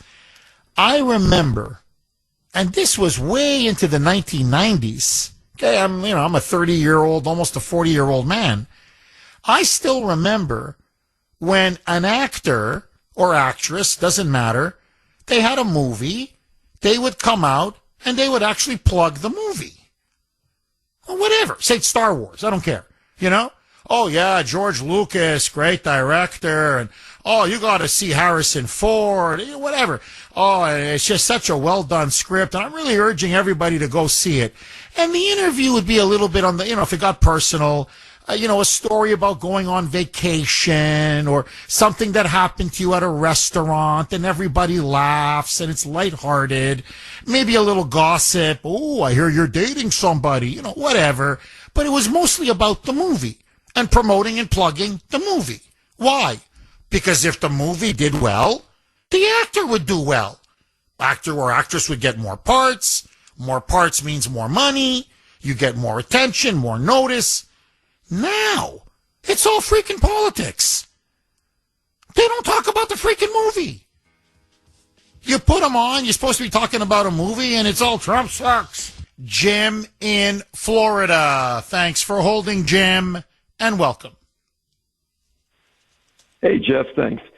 I wanted to get into the psychology of TDS. You said earlier that you felt that if Vance or Rubio won, they would be just, they would be hated as much or maybe more. I got to really disagree with that. I think Trump is a unique animal. You know history real well. There's never been a president more hated by opposition than Trump. In my lifetime, I remember Nixon pretty well, and the left hated him, and Hollywood hated him. But it was a different. It wasn't the same. It wasn't as visceral. During Vietnam, you had a draft going on, and I think that drove part of it. You don't have a draft now, yet Trump is still hated more. So I think it gets more. I think TDS gets more into the fact that he's a capitalist, a business guy. He's not a political person, and I think a lot of that really gets under their skin. And then he also pokes them more than I don't think maybe Teddy Roosevelt or Jackson, but I don't think there's ever been a president that has poked at the other side like he has. I may disagree with you some. I think he goes too far with that. Like, you've been talking about Obama and all that's true, but really honestly, Trump's done some of this too. I mean, he says some nasty things. Now, of course, he has his reasons, and I think he partly does it for tactically. But your kids, at school, you're worried about your kids cursing and doing this. If we're honest here, Trump's part of that. I mean, because I think I don't think you can really blame it on politics. I think it's just the culture. It's shifted. I think it has a lot more to do with the internet, and everything is just kind of wide open. Some of the stuff George Carlin, the comedian, was talking about has come to roost now because of the internet. And I think the new generation just doesn't look at language like we did. They were brought, it's just it's a different world. And I think that's even beyond politics, but even though it has a play in it. But those are just my takes. Right. No, Jim, I think you're putting your finger on something culturally, socially, even intellectually, that is very, very profound, psychologically, that is very profound. And that is the impact of the internet, the impact of social media. I think there's no question. It's changed. It's changed even the way people think, their thought patterns, their brain, the way they look at the world, the way they interact with people. It's like the Industrial Revolution. We're living, people at the time knew they were living through something extremely profound and transformational, and it was very disruptive, but they couldn't quite get a handle on it. It took a couple generations. We're living through that right now, or the last 20 years, whatever it is. And so we sense something profound is changing, and we're trying to grasp at what exactly it is. So I think on that you're not 1,000% correct. But this is what I'm talking about, Jim. And I'm not saying that Trump is completely blameless. I don't like some of the language that he uses. I don't like the profanity, the obscenity. I think it's beneath the president. I think it's beneath the dignity of the office. I get why he does it. I understand why sometimes he's extremely upset. I get all that. So when you say, Trump is not 1,000% clean in all this, it's true. Nobody's hands are completely clean. But I'll just give you an example. Bill in Sudbury. Now, I always have him on only because I want people to see what the liberal mind has become. Now, this just wouldn't have happened 20 years ago. It just wouldn't have, before Obama. He will call into the show and call for me to be murdered. He will call into the show and call for the audience to be murdered. And then when I challenge him on that, even afterwards, he's called for me to be murdered, for you, for all of us to be killed, executed, whatever. and I call him out on it, it's like talking to a wall. It's the weirdest thing. There's almost something sociopathic. It's truly frightening. And this is what many it's not only my story. Many conservatives have said, look, I'm arguing with a liberal, a family member, a friend, and they will suddenly say, I need to be killed. And I'm like, what? Like they're jolted. You know, they shoot their head back. And then I get upset. I'm like, why would you want to kill me? And then they act like they don't know what you're talking about. I can't quite put my finger on it, but it's a dehumanization of people that you disagree with. And I gotta say, it makes your hair stand on edge because you realize, like, I'm a human being. I would never want you dead. My God, I don't want anything to happen to you. But he will routinely or call me a Nazi or a white supremacist. And then when you challenge them and say, well, how am I a Nazi? I mean, literally, I'm the antithesis of a Nazi. Everything I believe in is the antithesis of Nazism to a T, including the fact that I'm, a Semitophile. I'm an admirer of the Jews, not a hater of the Jews. And you say, can you give me evidence? And he says, well, the Nazis think you're a Nazi. I'm like, well, name me one Nazi. And he can't name me a Nazi. But he'll continue to call me a Nazi. And I'm like, don't you realize this is defamation? Like, A, it's not true. It's a lie. But it's a defamatory lie. When I call someone a communist, it's because they're a communist. The name fits what they believe. Here, the guy Graham Plattner up in Maine, he's a self-avowed communist. Mamdani is a self-avowed communist. Bernie Sanders is a self-avowed socialist. I mean, he said it. I'm a socialist. I'm a Bolshevik. I'm proud to be a Bolshevik. So I'm calling them what they say they are, what they are. But they're calling us the most vile, despicable names. And it's not us, and they know it's not who and what we are. And yet when you tell them, look, you don't understand, you're going to get me fired. Or people are going to think it's true, and they're going to target me and my family. Like, you're hurting me physically. You're putting my life in danger. You're putting other people in danger. You're dehumanizing them. You're delegitimizing them. And then it's like you look at them and it's like, hello, and they're not there. And they just go off on a rant. And they start foaming at the mouth. And you can see them foaming at the mouth. Or their eyes, they have these crazy eyes. You go to a No Kings rally. Jim, try it, really. I've been to a couple. It's scary. I mean, it's scary. I have to be very careful because I don't want to get fined. But I'm talking like, F Trump, mother effer, kill him, murder MAGA, maggots, shoot them all, kill them all. I'm like, and it's not one or two. That's the crowd. Now, that's un-American. There's nothing in the history of the United States that the only thing I can compare that to is the 1930s in Europe. Yes, and when the Bolsheviks came to power.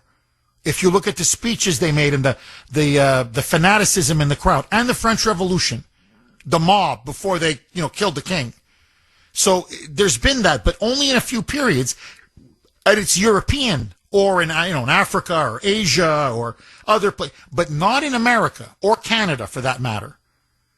But this is now, it's been 10 years. And I don't think it's just because he's a businessman, or maybe he's a bit vulgar or a bit crass or a bit, bombastic, or he pokes them, I think there's something deeper going on. Politics is becoming like a religion. Jim, let me just say this. I want to give you the final word. This is, to me, what's scary. Bill in Sudbury is the other side of the same coin of a jihadist in Tehran. And I'm just using Bill as an example. It's a political leftist jihadism, but it's the same eyes popping out. It's the same vitriol coming out. It's the same irrationality. It's the same hatred. It's the same no value for human life, except one does it in the name of Islam, and the other one does it in the name of this kind of woke Marxist democratic ideology. Okay, the woke left. But I'm telling you, they're a carbon copy of each other. And I believe that's why now, by the way, they formed an official alliance. The big story of the Iran war, everybody's missing it. I mean, sure, we're involved. It's important. Will it hurt Trump in the midterms? How do we get out? How do we have a decisive victory? Yeah. It's important, of course. But the real story of the Iran war, this is going to live on way past the war, is now a formal alliance has been established between radical Islam, Tehran, and the Democratic Party and the left. This is like the Nazi-Soviet non-aggression pact. That's what's now happening. So, to me, this is what's changed. And this is why I go back. The way I get death threats now, it's something, it's chilling. It's nothing.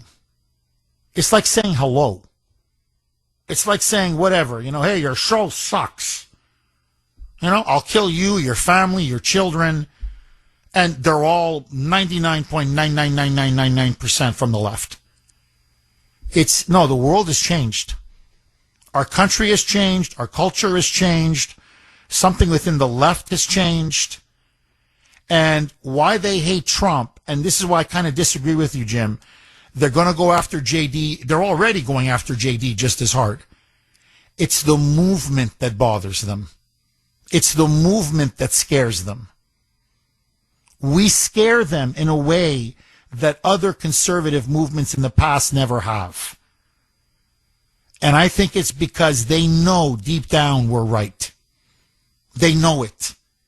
And they know that potentially we're unstoppable. And so it's like we're a threat to their religion, to their ideology, to their identity. They've put all of their identity behind the Democratic Party, behind being a leftist and a liberal. And so if you challenge that, it's like you're challenging a jihadist. Their whole world, they can't handle it. It's like in other words, everything is an existential threat to them now. Psychologically, emotionally, morally, in every way. And that's why they lash out like fanatics, like jihadists. Jim, I don't know, agree, disagree? Final word to you, Jim. Yes, I got two quick ones on that, and it's psychological. First of all, the left comes more from a basis where they're not as religious, so I think that's part of it. And then it's a mob.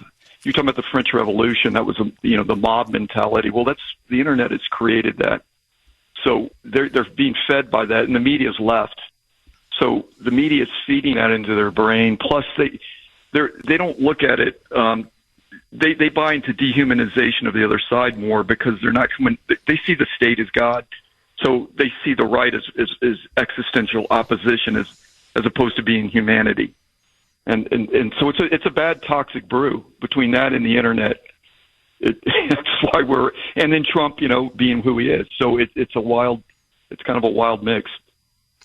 Jim, I don't even like to talk like this, but it is what it is. Okay, it just is. So either we can recognize reality or bury our heads in the ground. They're itching for a fourth assassination attempt. There's no question. That's what the Hamill, that's what his post obviously amounts to. He spoke to Obama. They spent hours together. He comes out with this despicable post. You can't call for an execution more clearly. They want some crazy, mentally ill person, another Cole Allen, to try a fourth time. Are we condemned to see a presidency with one assassination attempt after another? It's going to be a fourth and a fifth and a sixth and a seventh, and it's just not going to end until either he leaves power or, God forbid, they finally get him. Is this now the doom loop that we're now trapped in? Let's obviously hope not and pray not. I said there was no other president hated more by the opposition than Trump. The only one it might be was Lincoln. And I don't want to see that a repeat of that. So all we can do is hope not. And I don't think everybody on the left is like that, by the way. I think there's a lot of decent people. I think it's the far left, and I think, like I said, it's the mob mentality you get on the internet. They get caught up in it. But there's a lot of people on the left that aren't like that too. So I think we have to remember that. And hopefully people will, kind of self-reflect. That's all you can. I agree, Jim. And by the way, again, very, very good call. Very honest call and just a very well thought out call.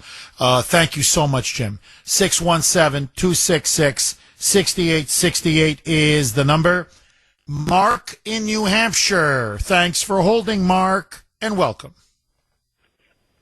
Oh, my man, buddy, how are you? I am fantastic. Oh, Mark, I'm so happy you called in. I think you're almost the perfect guy to talk about this. Mark, this deep-seated TDS, this obsessive need to keep calling for Trump's murder and assassination, this cult of hatred and this cult of killing Trump, where does it come from, my friend? Jeff, this is the result of a generation and a mindset that is, if you don't get your way, you attack and try to kill. I mean, that's basically where these people are at. You were talking about Hollywood earlier, You're saying all they do is they just recite lines and they do this, That is exactly the Democrat Party, Jeff. They go out, they recite their lines, they have their talking points, they've been told what to say, how to say it, where to say it, when to say it. They're all Hollywood actors, Jeff. All of them. And people who call and say we just need to ignore these people, don't give them the airtime. I look at America as like a human body, Jeff. From time to time, you'll get a cold, you'll get a sickness. Sometimes you just have to work through it and just let the body fight it. But occasionally, Jeff, you'll get a cancer. And you can't ignore cancer, Jeff. If you ignore it, it's going to spread. And it will eventually kill the human body. And we have to deal with these people head on, call them up for what they are, and if it turns into something that we have to fight, well, so be it, Jeff. We'll have to fight it. But we cannot ignore this kind of hate, this kind of violence, all these calls for killing Donald Trump. This is the result of no one ever telling them, hey, you can't do that. This is wrong. This is when the media should be stepping up saying, yikes, we've got people out here threatening to kill the President of the United States. But we don't. Instead, pundits go on these TV shows and say, well, if Trump wasn't acting like this kind of thing wouldn't happen. And these idiots that say they're fighting fascism, right? One of the pillars of fascism, Jeff, is political change through violence. That is exactly what these people are doing. They're so lacking of self-awareness that they don't even realize it, or they're just too stupid to understand that they are engaging in the very tactics that they claim to be fighting against. They are the true fascists. They are the ones that want to kill their political opponents. They're the ones that want to use violence to create political change. This is it, Jeff. We're at a crossroads. If this continues and gets worse, I am truly afraid for the future of this nation. I think we're going to dive into some kind of a civil war conflict. Mark, I'm not trying to pour gasoline on the fire, but I'm listening to everything what you're saying, and I've got to ask you the obvious follow-up question. Are we now watching the birth through the Democratic Party and now the modern left whatever, Marxism, communism, wokeism, whatever you want to call it. Are we now watching the birth of a domestic terrorist movement? What is the difference between what the left is doing now and domestic terrorism? Is there any difference? I think the only difference now, Jeff, is they're voting for it. That's the only difference. They want 50.1% to control everything in this country. They want mob rule. They want to silence enough people so that they can have control. And if they get control, Jeff, if they get the House, the Senate, and the presidency, this country's done, Jeff. It'll be transformed into essentially a third world hellhole. They'll open the borders. They'll pack the court. They'll eliminate the Second Amendment. They'll do everything that they can to get their power and to eliminate any opposition, Jeff. That's where we're headed. And we cannot allow this kind of thing to happen. We have to confront these Hollywood morons. We have to confront these people out on the streets calling for Trump's death. And I'm not sure how we go about doing it, but it has to happen. If you see, when they had the no kings crap, I stood across the street with a big flag that said TDS is real. People were giving me the finger, but a lot of cars were driving by honking and waving and clapping for me. I mean, that's the only thing we can do right now. And God forbid, though, Jeff, this actually morphs into something more than just talking about it. Because if it comes down to it, Jeff, and push comes to shove, I don't think this country could survive. I think we're going to be so devolved into hate. The left is so violent right now that they're willing to do anything that they can to... Oh, you're dead on. I mean, Mark, this is a masterpiece. Okay, I want to ask all of you, it's the Kuhner Country poll question of the day, sponsored by Mario's. Mario's Quality Roofing, Siding, and Windows.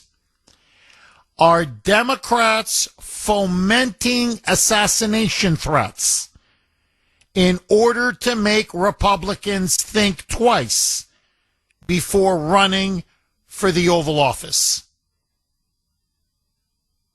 Are Democrats deliberately fomenting assassination threats in order to make Republicans think twice before running essentially for the presidency? Are they using it as a means of political intimidation and terror? A, yes. B, no. You can vote on our webpage, wrko.com/Kuhner, wrko.com/Kuhner, KUHN is in national ER. You can also vote via X, and man, was I active last night. My handle there, all one word, at the Kuhner Report, at the Kuhner Report, KUHNER. Lines are loaded. Chris in Gloucester. Thanks for holding, Chris, and welcome. Good morning, Conman. Gee, your Trump derangement sycophancy symptoms are out of control today, but I did want to remind you that when Trump was running for president in August 2016, quote, if she, meaning Clinton, gets to pick her judges, nothing you can do, folks. Although the Second Amendment people, maybe there is. I don't know. And I remember listening to you laugh at and tell your own jokes about Pelosi's husband getting hammered. And by the way, the January 6th was a organized fascist attempt to, a violent attempt to change a political outcome. So spare me the hypocrisy. Let's take it one by one. At least this time we got you to say hello, which for you is a big step. Okay, it's a little more civilizing, so at least that's good. January 6th, as you keep calling it, worse than Pearl Harbor, worse than 9/11, worse than anything since the Civil War, was a protest of a stolen election. Democrats have been protesting stolen elections, or what you claim to be stolen elections. So you may want to call that fascism. I call it a protest. Period. Full stop. That's number one. Number two, and you know this, President Trump, that was a joke. A clear joke. No one assassinated or tried to assassinate Hillary Clinton.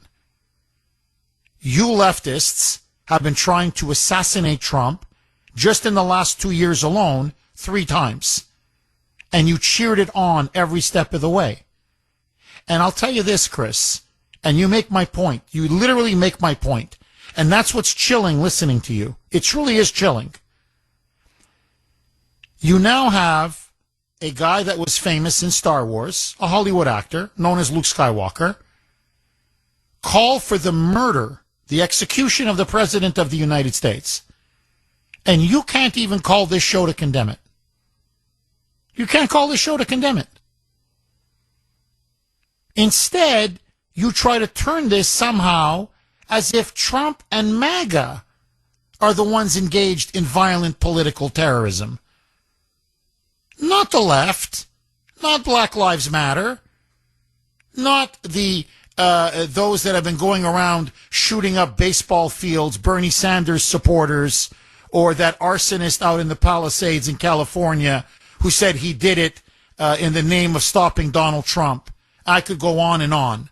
So you have this litany now. Charlie Kirk shot in the neck, dead by a leftist. And now you have not 1, not 2, but 3 attempts to murder the president. And you can't condemn it?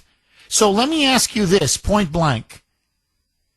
Mark Hamill, should he be arrested for calling for the execution of the President of the United States? Yes or no?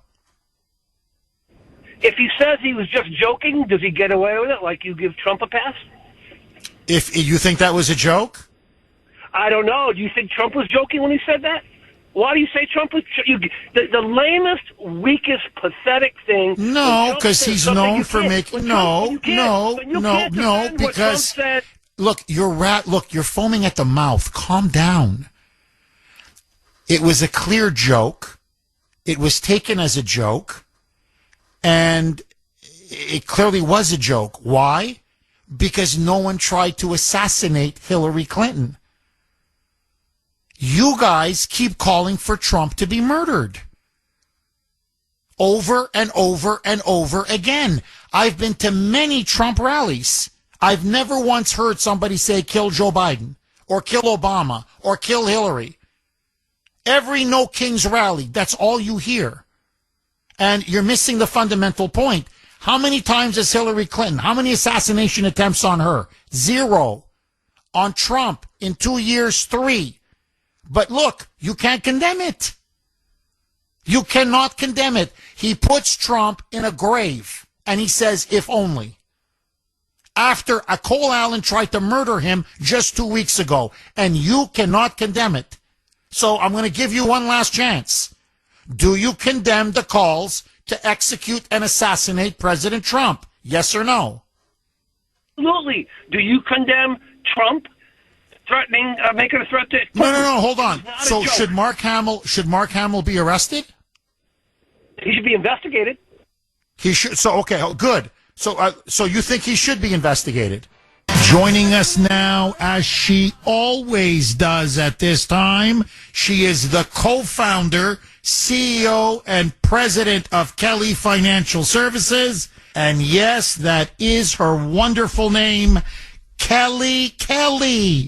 Kelly, how are you?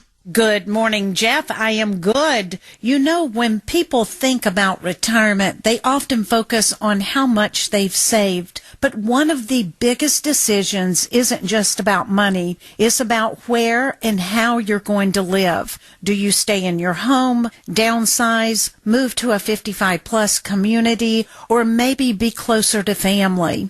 Each of those choices comes with trade-offs that can impact your independence, your lifestyle, and your long-term plan. That's why we put together a helpful planning guide, your retirement income planning checklist. It walks through key decisions people face, from longevity and health care costs to how housing fits into the bigger picture. At Kelly Financial, we help connect those pieces so your plan is designed to support support you over time.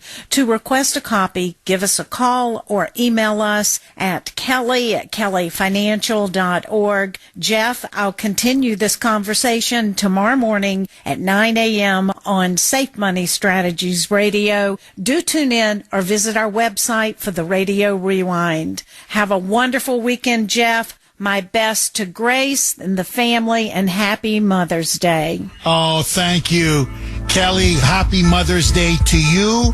And I hope William and Mary Madeline treat you because you deserve it. To get a free copy of that guide, and I urge all of you, if you can, do get it. Call now, 888-800-1881, 888-800-1881, or you can actually email Kelly herself personally, kelly@kellyfinancial.org. That's kelly@kellyfinancial.org.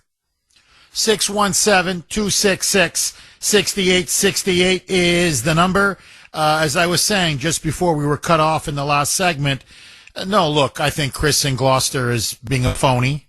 I don't think he really means it when he says Mark Hamill should be arrested. No, I think he's perfectly comfortable with Mark Hamill threatening to murder the president because they're convinced that he's a dictator and that he's a, quote, existential threat to democracy. So their own rhetoric logically leads them to call for the president to be assassinated and murdered. That's why these assassination attempts keep growing and growing and spreading. So, no, they're just lying. And it's obvious that they're lying. 617-266-6868. This is from Dave, our Western PA constitutionalist correspondent out in the Pittsburgh area. Jeff, Chris in Gloucester, Bill in Sudbury, they are liberal cowards. I agree. And obviously they embrace violence and political terrorism. And that, sadly, is what the Democratic Party is now devolved into. It is now becoming, slowly but surely, a domestic terrorist organization that excuses and inspires and calls for violence against MAGA, against conservatives, against Trump, against all of their opposition.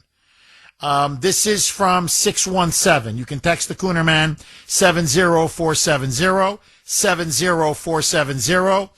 Jeff, anyone who even suggests that the president be assassinated or be killed in some form should be prosecuted without hesitation. We have to stop fooling around with people who say this and do this. Mark Hamill should be arrested and charged. Bingo. Jose in Quincy. Thanks for holding, Jose, and welcome. Can I just touch on how dumb the Hollywood people are? Yes, please, go ahead. Because they really are dumb. But anyway, go ahead. Well, they prove it. I was sitting with my mom. We were watching Jeopardy, and they had a celebrity Jeopardy. I said, this ought to be good. Jeff, the categories were like sixth grade categories, geography, simple stuff. Jeff, when I tell you these people, I think it was the actors from Law and Order that were on there. They didn't know a state from a city. They didn't know a county from a state. They didn't know a country from a continent. They didn't know a river from a lake. It was the most embarrassing thing I've ever seen. They really are dumb. And that's proof. Jose, I've got to, you're completely right. I've got to ask you, Jose, if they're that dumb, and they are, and they're that ignorant, and they are, and they're that uninformed and frankly stupid, and they are, why do people care what their political opinions are? Like, why do they think their opinions matter? And B, why, the media and Democrats and liberals, Mark Hamill is calling for Trump to be executed. Yeah. Somehow, I don't know what, he's some, prominent think leader or some kind of brilliant public intellectual that people should listen and follow. Why then do people care what comes out of their mouth? coming over the television are meant to manipulate them, and they can't recognize that. They can't, as my mom would say, they can't think for themselves. Bingo. Bingo. Jose, thank you very much for that call. Eric, it's like Chris in Gloucester. He just gives you the same Democrat talking points. You know, January 6th, January 6th, January 6th. And, you know, and we're just supposed to say, okay, Trump's a fascist. Okay, kill him. Okay. Eric in Plymouth. Thanks for holding, Eric, and welcome. Thank you for taking my call. Yes, love you in a non-sexual way. Bullseye Biden, okay? If you remember, he was asked about, did you say crosshairs? No, I said bullseye, okay? After the July hit on Trump, okay? July 13th, okay? And Mark was spot on, exactly. And Obama's dreams of my father, knocked America down, this is purposeful and diabolical, okay? Mark Hamill, okay? The dark side, Dark Barry. Now, I was arrested on November 5th, 2008, okay? When Obama got in there, I was prescient, okay? Before he even got on the scene, okay? I put through the tea leaves scene that this was ongoing, okay? Because if you remember after 9/11, Jeff, okay, what were they showing, okay? The media, okay? Indoctrination, okay? Influence, okay? Incentivized little kids over there in terrorist land, okay? Being just to hate and kill others, okay? So from then, okay, Obama got in the scene. Bush didn't do anything, okay? Go out and buy stuff, okay? And we heard the same thing with Pam Bondi when she was on the. It's horrifying, okay? Our children, okay, your children are being groomed into this, okay? Being I agree. Indoctrinated and you're influenced. dead on. Eric, you are so dead on. Look, the hate now that they are spreading against not just Trump, but against conservatives in public schools, it's shocking. It's shocking. And, you know, somebody texted in earlier and made a very good point. This person said, you know, Jeff, think about it. They're 8, 9, 10 years old. Many of the people today that were like 8, many people today who are in college, 18, 19, 20 years old, they were 8, 9, 10 when Trump first went down that escalator. So it's been 10 years in the public school system where they have been told over and over, hate Trump, hate Trump. Trump is evil. Trump is Hitler. Trump is a dictator. Trump is an existential threat to democracy. And they've heard it now thousands of times. Well, no wonder. You look at, it was a shock poll that came out. You've got now a third of college students who now believe that political violence, including murder, is at times justifiable. It's okay. It's okay. And in particular, say, well, you know, who? Trump. Kill him. 617-266-6868. George in New Hampshire. Thanks for holding, George, and welcome. Hey, Jeff. Thanks for taking the call. My pleasure. I wanted to add to pretty much what Jim was saying a little earlier, and the internet thing is definitely the internet is basically in the identity thing that you were talking about. That's who these people are. I think one of the building blocks that I think was formative in my life, probably in a lot of people's lives, is that World War II generation, and they're gone now. And I think that missing link kept a lot of things in line. I just wanted to add that, you know. I don't know if you see it that way, but it's crazy that we as a, you know, your listening audience, and I listen to others, like, you know, I try to be informed. There's nothing you can say to these people. So it's a losing battle, and that's what's scary about it to me. They're just kind of zombies.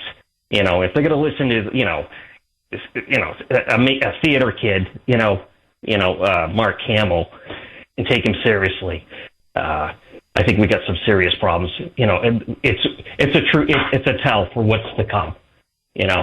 I mean, the fact that they. George, I think you're dead on, and this is what I want to ask you. By the way, I think you're right about the World War II generation. I think they were a real bulwark against a lot of this sort of extremism and insanity, and this political violence and terror, that we're seeing. But, you say zombie. I agree. There's something zombie-like, but rabid zombies. I'm not trying to play with words. When I go to a No Kings rally, when I talk, you had Chris in Gloucester. The guy's foaming at the mouth. He's so consumed with hatred. He can't control himself. Look, there's a person, I don't want to, anyway, she's an employee at iHeart. I don't want to say more than that. I like her as a person. But man, she's a crazy anti-Trumper. And whenever I sit down and talk to her, she can only talk about the most, Trump is in the Epstein files. Well, why is he in the Epstein files? Because he was raping children. And I'm like, but there's no evidence. It doesn't matter. You can see her eyes. She has to go there. She wants to go there. You look at him, you're like, almost like they're mentally ill. It's like a sickness. And it's taking over. It started off a bit as a joke, TDS, and a little bit as a kind of a political put down. You're suffering Trump derangement syndrome. He's living in your head rent free. No, really. George, I'm telling you, I think it's a certifiable mental illness. And it's like a virus. And it just spreads like zombies, from, I don't know if you get bit or however it works, but it just from brain to liberal brain to liberal brain to liberal brain. George, am I wrong? No, you're absolutely right. And I think that's going to be the hard nut to break.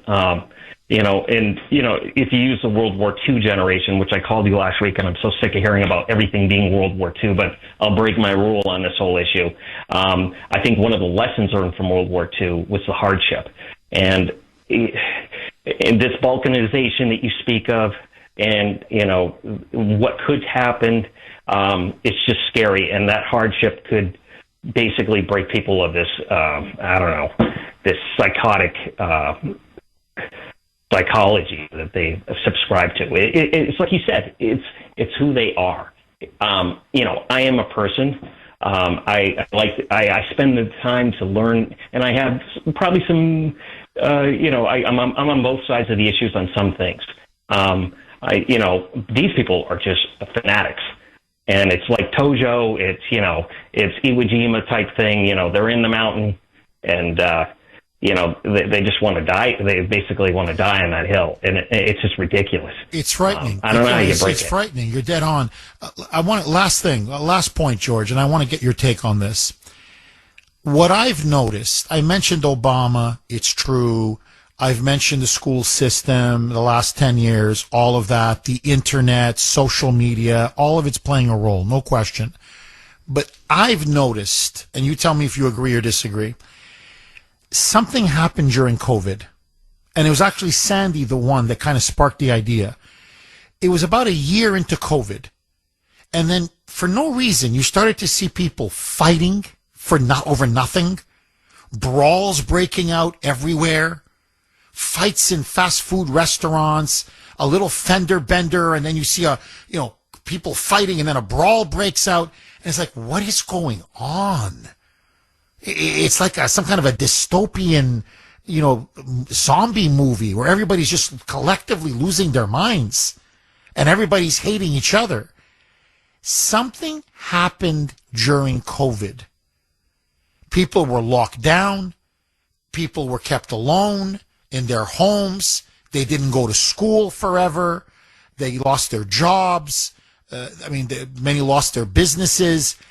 And it's like we were locked down in isolation for so long. I don't know if some people psychologically snapped. I don't know if people felt there was a kind of a mental illness, a depression that struck many of them, this maybe sense of anger that has taken over. I don't know what it is, but in every way, I don't feel like we've actually come back from COVID. I mean, of course we have to some degree, but fully rebounded. And I'm not talking just supply chains and businesses and customer service. And it seems to me, George, that psychologically and socially, something happened to us. We were damaged under COVID. The left more than others. And I think this is playing a role. Quickly, final word to you, George. We've got 30 seconds. I agree with you. I think that the thing with the COVID, the way I see it, yes, we passed the calendar of the COVID virus, so to speak, the pandemic, but we've never basically acknowledged the fact that mistakes were made, it was overstated, and that our reaction was ridiculous. Yeah, and now we have the hantavirus. God forbid, But no, great way to end the show. George, thank you so much for that call.